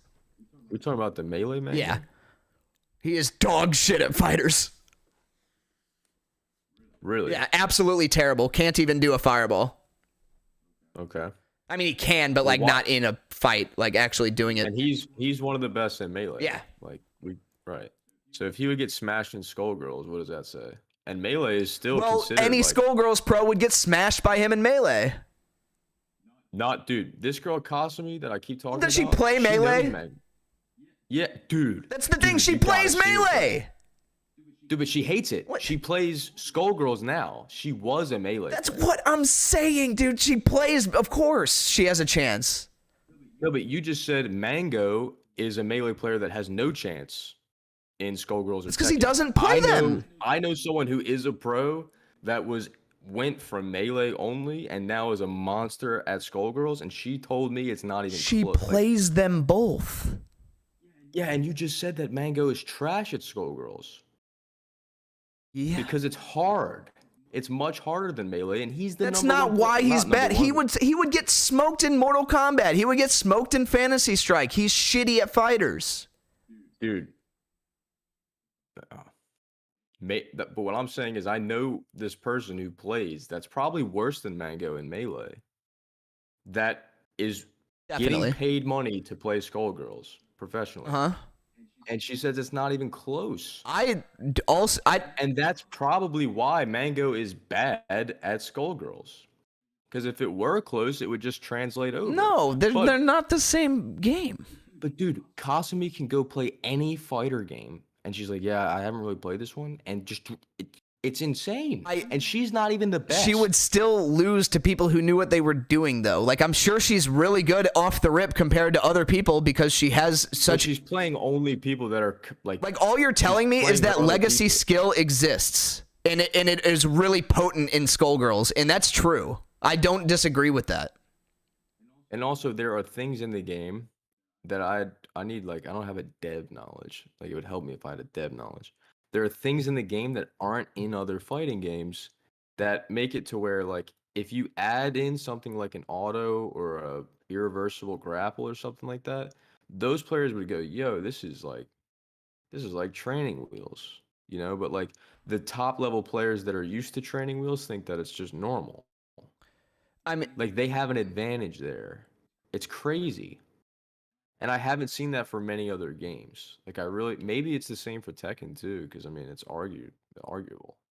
I But mean, you can't say that about these lower tier games. I mean, it's And there's just a really reason. hard to get to the top level and stay there in any game pretty much, and that's why like Look what Raising Cane's just said. I've watched COD pros try to play CS:GO and they get absolutely shredded. Okay.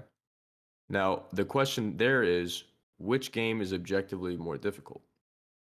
I would say CS:GO is objectively probably harder than COD to play. I'm not a FPS player.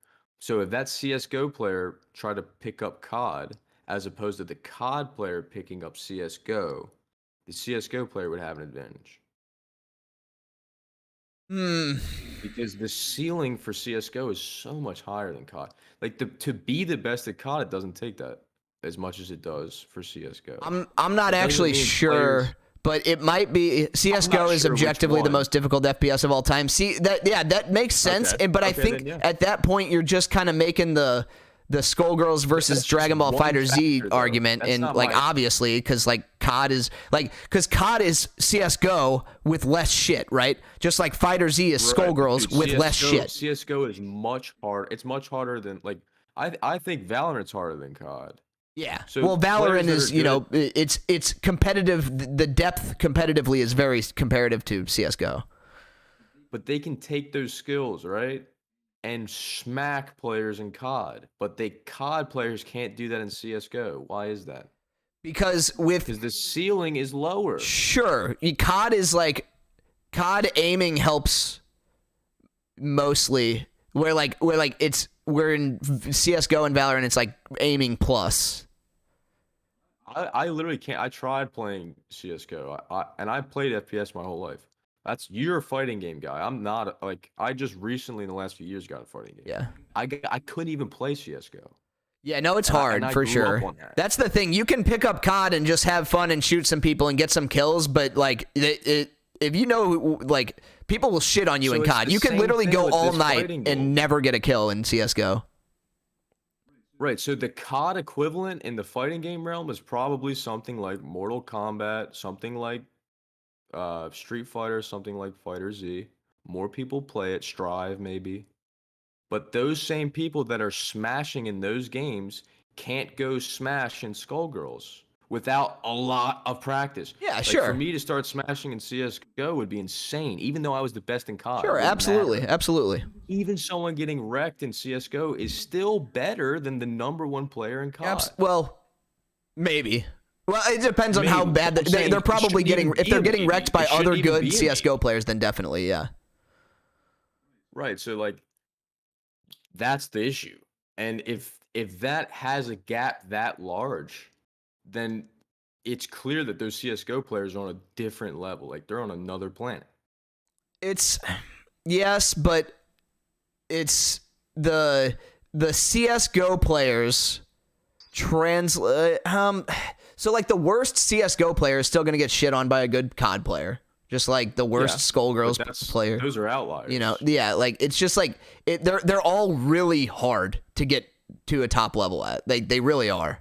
And so Like if you sat in a corner, here's the thing. If you just sat in a corner and camped in COD, you'll get a few kills. sure, yeah. You sat in a corner and camped in CS:GO, you might get no kills. Yeah, you probably will not because they'll either expect that and check it or like pre-fire it or some shit. Yeah. Or even if they don't know, they could just be better than like it wouldn't even matter. Right. Like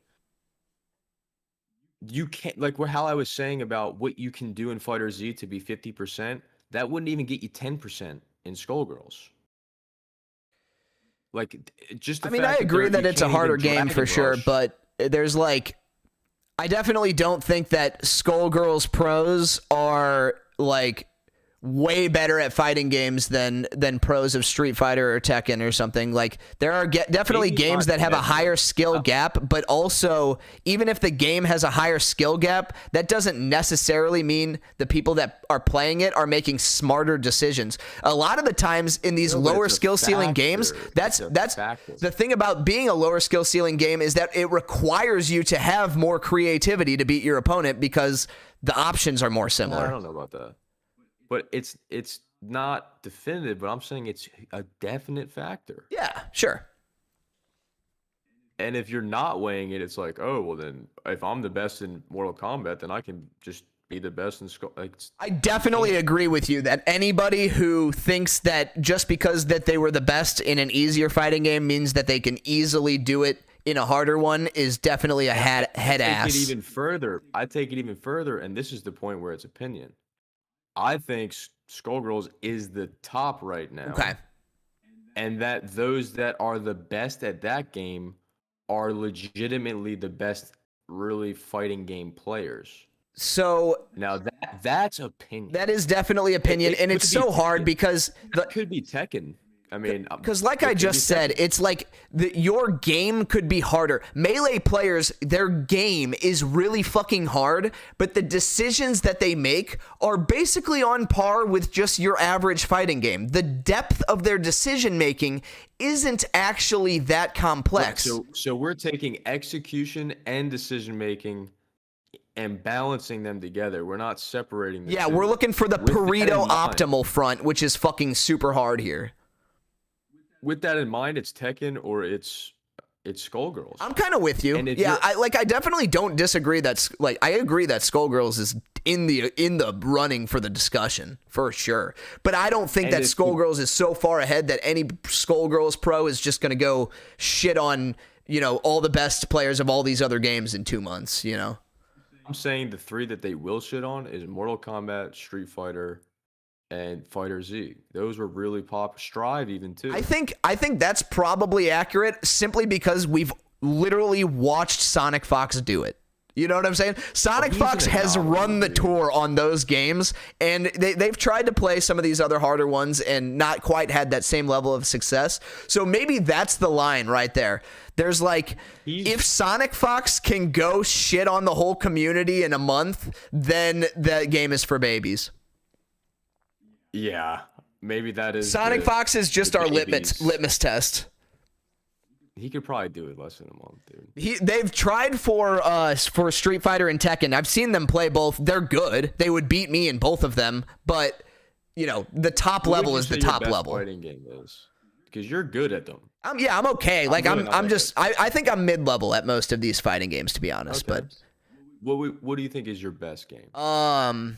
Right now, it's probably or like at your peak, like whenever it was. Well, at my peak, it was Smash Ultimate, which is like hardly. It doesn't really count, but still, that's hard. I mean, if you're playing good players. Yeah, no, I was actually like top 20 in my region in Smash Ultimate. Okay, that's actually crazy. Yeah, and that's a big game. Now, a lot of people play that shit. Do you think that would help you get top 20 in Tekken? No, honestly. I think the making the spending like the 3 or 4 months I did playing Fantasy Strike and getting to top 50 in that top 50 rank did way more for me in fighting games than Smash could have ever done. And why is that? It's probably because, and I haven't played it, because there was something about it that was harder, or they didn't have, a way to block as easy or something, right? The thing about Smash is if you said that game did more for you than any other fighting game did, there was something about it that is a higher ceiling. Well, it was more about I think Fantasy Strike is a lower ceiling game, but the reason it did more for me is because the skill set was more directly translatable. In Fantasy Strike, a throw beats the same wheel of interaction exists in Fantasy Strike that exists in all of these other fighting games. It exists in Skullgirls, it exists in Street Fighter, it exists in Mortal Kombat, it exists in... So when you boil down that specific wheel of interaction, this RPS structure, if you are good at that is what's going to carry you around to all these different games. And sure, Skullgirls might spike harder in some areas, but like that core. My point is like way more than you think for that game, and probably for Tekken too. But I haven't played Tekken 7 a lot, so I can't really speak. I feel like Tekken would be less translatable than most other fighting games because Tekken is more movement based. It kind of like Smash is. What do you mean when you movement? Okay. So when I say movement based, I mean specifically like if I am standing in a 2D fighting game and we're sitting there and we're looking at our options, and let's say we're standing at exactly the distance where my farthest button will hit you. So we're in a situation now, my button can hit you. So you're like, do I step out of that range? Do I get farther in so my buttons can now work too? Or like you're kind of playing that little dance, right? Tekken is extremely focused on that idea. More like obviously because it's 3D, the idea gets multiplied. It basically is exponentially more important because instead of being on a line, you're now on a plane. So that idea of putting your character in the exact pixel you want them to be is basically everything in Tekken. If you can do that single thing better than anybody else, you will beat people. Like you will win tournaments, and like that single thing is so much more important than. So for someone to be a reasonably prudent person in Tekken, they could really just become proficient in that one thing. Yes. And if they do that and try to translate that to become reasonably prudent in a different game, it wouldn't work. You're correct. And my point is, the reasonably prudent person in Skullgirls would smack any other reasonably prudent person. At that now the argument is basically Skullgirls has more translatable skill sets than any other fighting game, and that is one of my factors. And I think I probably agree with that. When I look at Skullgirls on the surface, I see the important parts of all these competitive fighting games put together in a cohesive game. Dude, you know how you can switch in Fighter Z? Like how you can like switch in and out with the second or third guy? Yeah. They are the way they let you choose which fucking move that they're gonna do when they come out. Yeah, like that is crazy. Dude, and that is. I'm with you. I understand this. I played Skullgirls, man. It's not like you probably understand this better than me. I'm not even a dev. Like I don't. Like trust me. The idea of picking what move comes out with your assist option is fucking. You can so trash on that, and like the pros. I don't even think the pros are even doing it right. Like the thing about that game is that it's so fucking deep that like who on the planet even has the authority to decide what is good in this game. That's what I feel like when I play Skullgirls. It's that deep. It is a super fucking deep game. When I'm watching it, I'm missing what's happening, and I have to replay it. Yeah. I can't think of another, I'm trying to think. There's sometimes in Smash that happens, but that's because I'm not very good at it. See, and it's really, and it's like, if I was to try to take this argument, like, and flip it and say, okay, well, here's an example of a fighting game that's more complex than Skullgirls, it's really hard to do that because chances are, whatever makes that game complex also exists in Skullgirls. So it's like, right, but there has to be a ceiling. There has to be a standard. Sure. It's just like at a certain point, they're all fucking nuts. But you just said in Tekken there was one thing you can do to become reasonable. Oh yeah, the movement in Tekken. So like Korean backdash doesn't exist in Skullgirls, so that's why it's like there's this different little thing there. That's just crazy, dude. And that gives me like a newfound respect for everyone that even plays or makes fighting games. You have to be insane to try to make fighting games. Like you have to be a nuts person.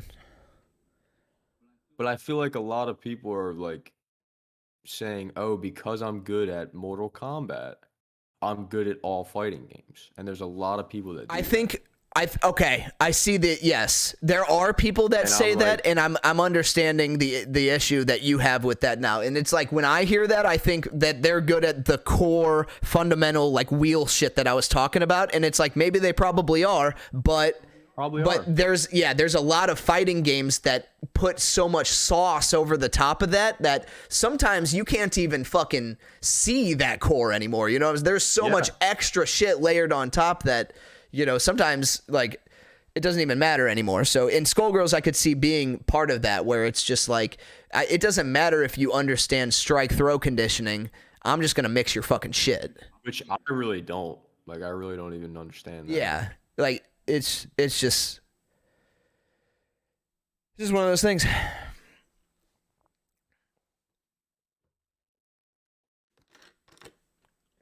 Dude. So, you think, to put a bow on it, Yeah. that it doesn't, you can't really say there is a ceiling, and this is just what I'm kind of paraphrasing, it could be wrong, because it doesn't really matter what translates, because what you can do to be proficient at a game to get to mid-tier or high-tier is so different, and that it really wouldn't matter. Yeah, let's actually, I can boil it down really easily. There is a subset of games. It's basically, there's a line. If the game is below this line, then any Skullgirls pro has enough translatable skill set that they could go to this new game and it would take them a week and a half to get just as good as any top player. There is a line there where that can definitely happen, and then I think we're just disagreeing about which of the games fall above and below that line, right? Whether or not Tekken is above it, Street Fighter is above it, that kind of thing. I think so. But I would agree with you with putting Tekken above it and putting Skullgirls above it. Yeah. And look what Kane said, there's only one person streaming Skullgirls right now. And that kind of goes back to what I was saying. Like, they're picking, the devs are kind of going one way or the other. Yeah, it's a very tight-knit community. And that's another thing that makes it so difficult, is that the people who really play Skullgirls are obviously fucking cracked. They're like unbeatable. Because dude. nobody so, like, else plays, you know, they play so much more than everyone else that it's like, obviously, like, but, and it is that deep of a game. You have both things working for them. It's like if there were 20 people who played Melee. Exactly. Like, you have both things working for you. Exactly.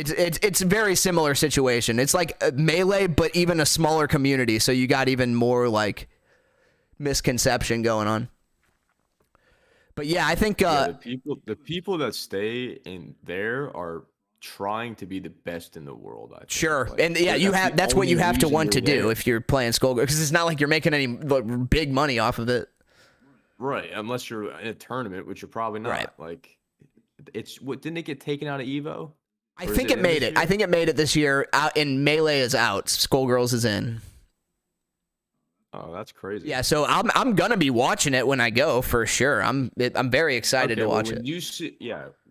Okay, yeah. You let. I think then you'll be like, okay, maybe it's different. Maybe. Yeah, not. when I Or see it maybe in you'll person, find the yeah, game it might that be a is whole the same. different thing. That's what Cypher said too. He said it's a different deal once you see it in person. And I get that, you know, the input thing, like watch it, like sure. But like I said, I've been watching musicians and shit my whole life, so the idea of building up muscle memory is like old hat to me.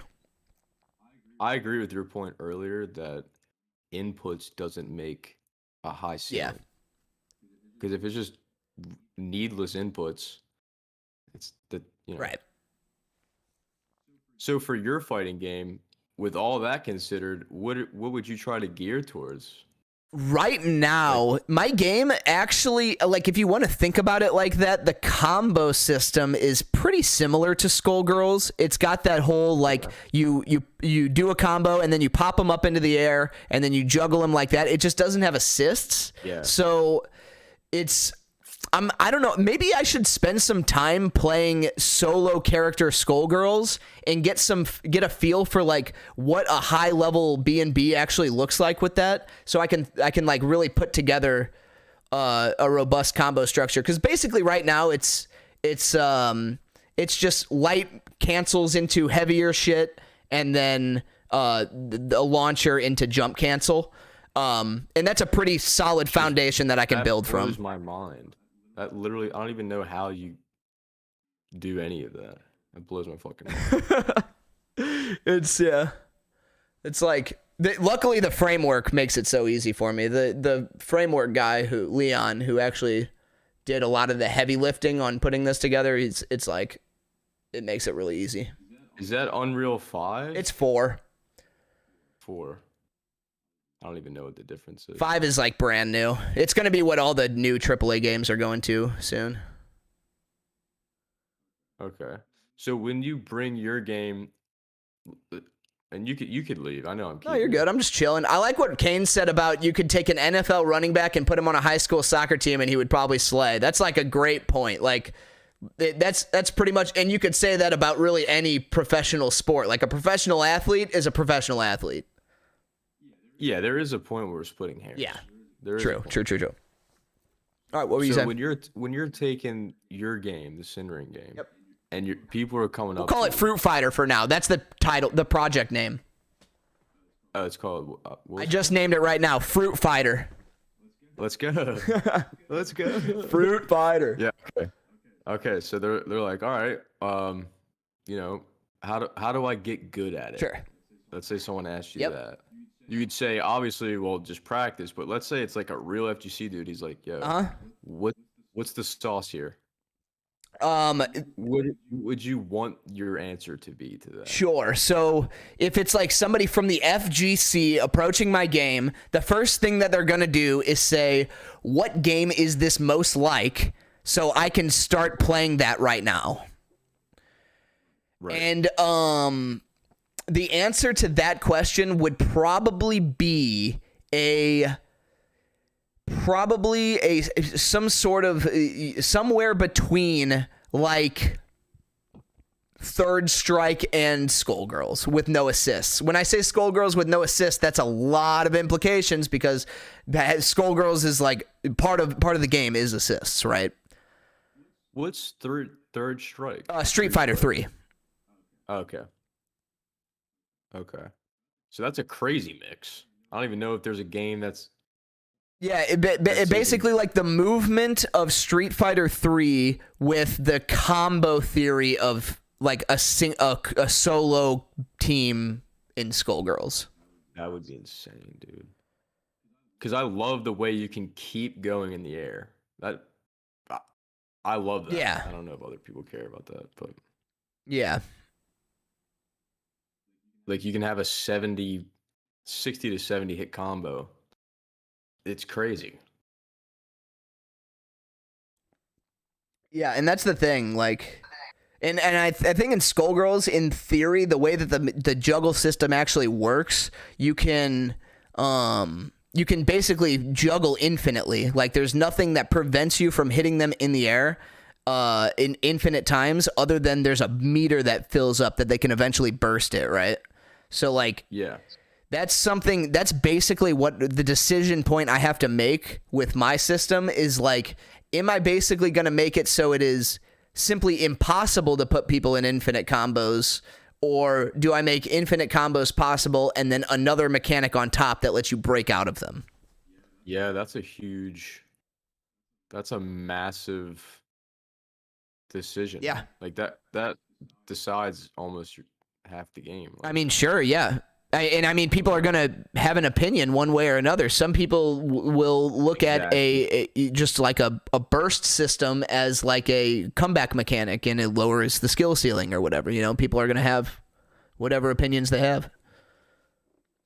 Yeah, and with the fighting game, you can't even win. No, because for sure. I was gonna say, do this, should do that. But and I'm relatively new to the fighting. I can't believe how complex. That's why I like it now.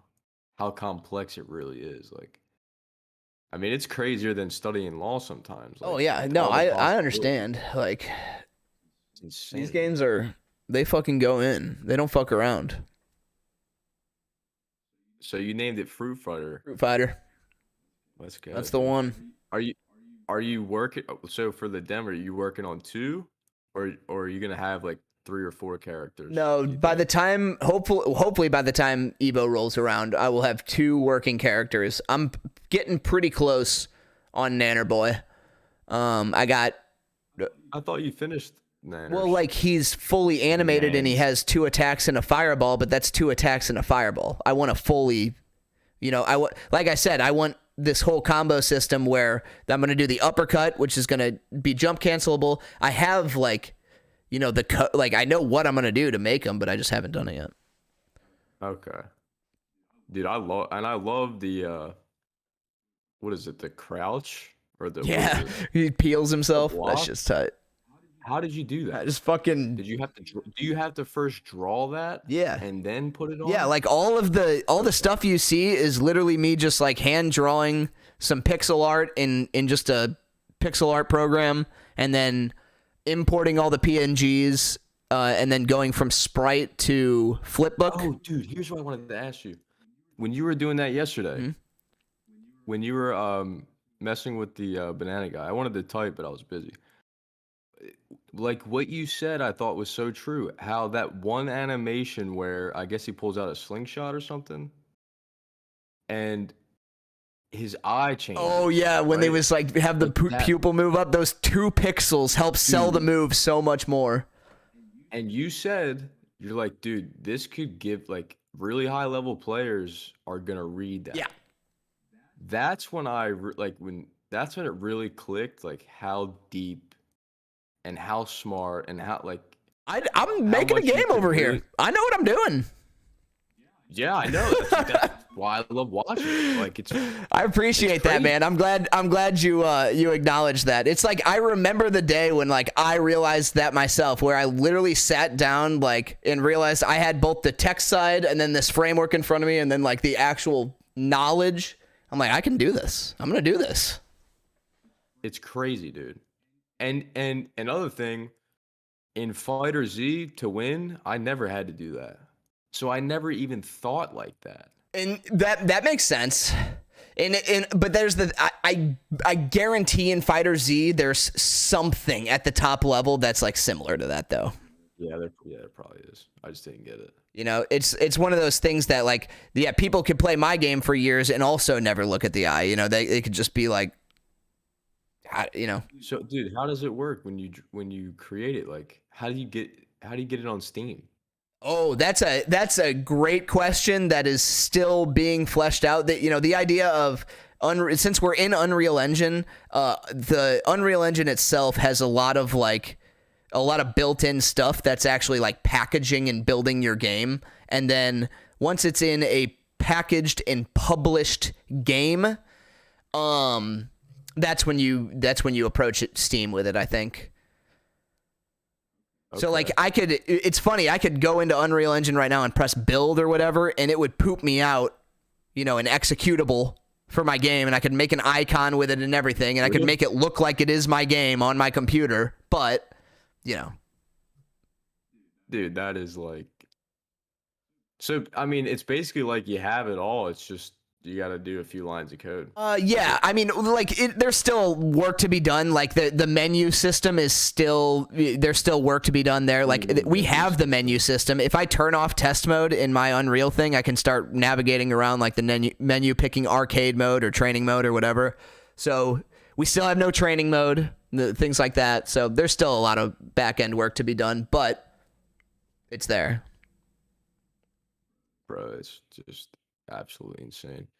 Kane's is like banana phone would be a I solid saw move, you know that, what I'm dude. saying? Banana phone move. You got me, like, I'm about to open up a Sprite here and look at a phone. Dude, do it. Pop open a fucking banana phone. I didn't mean to keep you this I know, long, I man. probably do appreciate gotta be getting off pretty soon. it. Yeah. It's gotta be getting pretty late for you, too. Holy shit. Yeah. You're on the East Coast. I'm working on the case anyway. What would be the best for looking at the banana? Ah, fuck it. That shit would be tight. Maybe I could launch with a banana phone. What was the idea behind the slingshot? Is that the dude, that's fucking sick. The slingshot is was like part of the original idea. It's a Johnny Appleseed slingshot, and the whole like design philosophy of the character is that I would be putting banana peels on the ground, and then when they try to jump over them, you snipe them out of the air with a slingshot. That's like, yeah, he's a zoner. Fucking smash. I think I just made this the exact same color as, oh, it's erased. Never mind. So this is probably stupid. Is there a way to like draw? You ever seen the show Chowder? Maybe not. I think so, with the blue dude. Yeah, how the animation was like their shirts would obviously when they're walking, their shirts are on their body, but the overlay was like a continuous moving thing.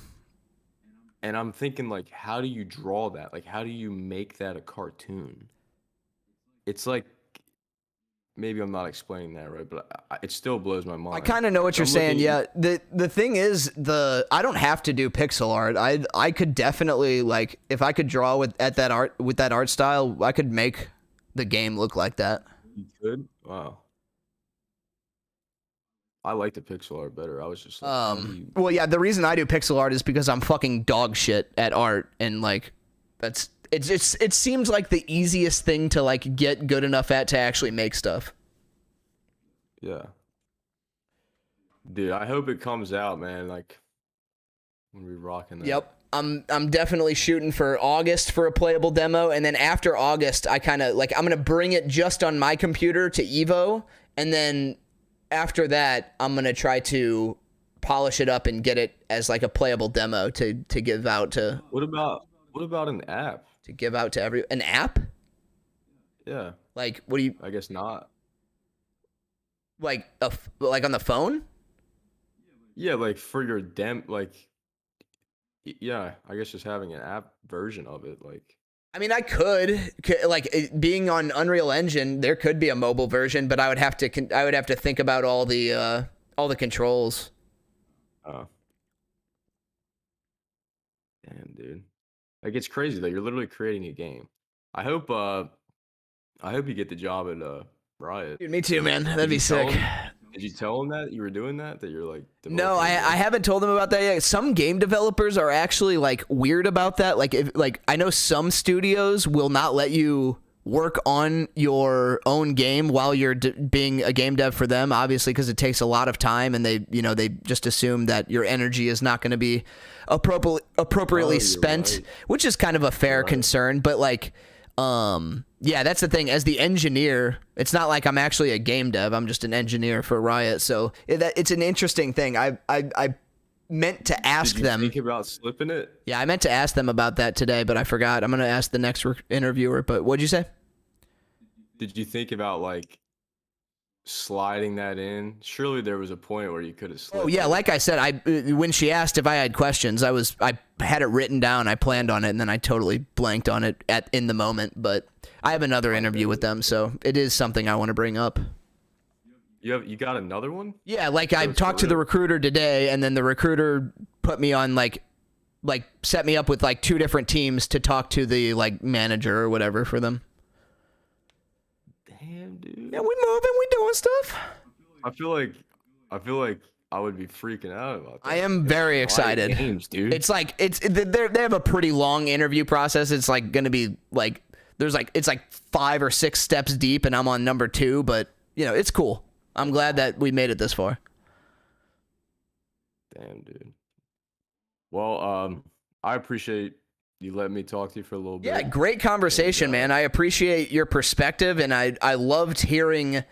Also, just know that my perspective isn't really like I'm not a pro player, and I don't know how to make games. No, but so I mean, you talk to Skullgirls pros, and I know for a fact that Skullgirls pros like do know what they're talking about. Like they're good at fighting games. So I honestly really would be. You said you would, send me her opinion or like let me talk to her, but I really would be interested in her opinion on this whole thing, mostly just to see, the top level perspective on what they look for in a game. Yeah, dude. Are you gonna be streaming tomorrow? Yeah, for sure. Hell yeah, dude. Well, brother, I appreciate you very much, man. I hope you have a good rest of the night. Right on. You too, man. Have a good one. See you later. All right, nice combo. It's so funny how that got started. His homie was in, and we basically had the exact same conversation, but the other homie was aggressive. It was funny, and I'm just like, what, dude? I'm glad I got some clarity, another thought on the matter. It's a very interesting discussion. Like, this is a really good discussion to have. Like, what is the hardest fighting game? What is like the hardest one to be the best at, and why is it the hardest to be the best at? It's a super interesting topic, I think. So, yeah, that was fun. Anyway, I'm out of here. Later.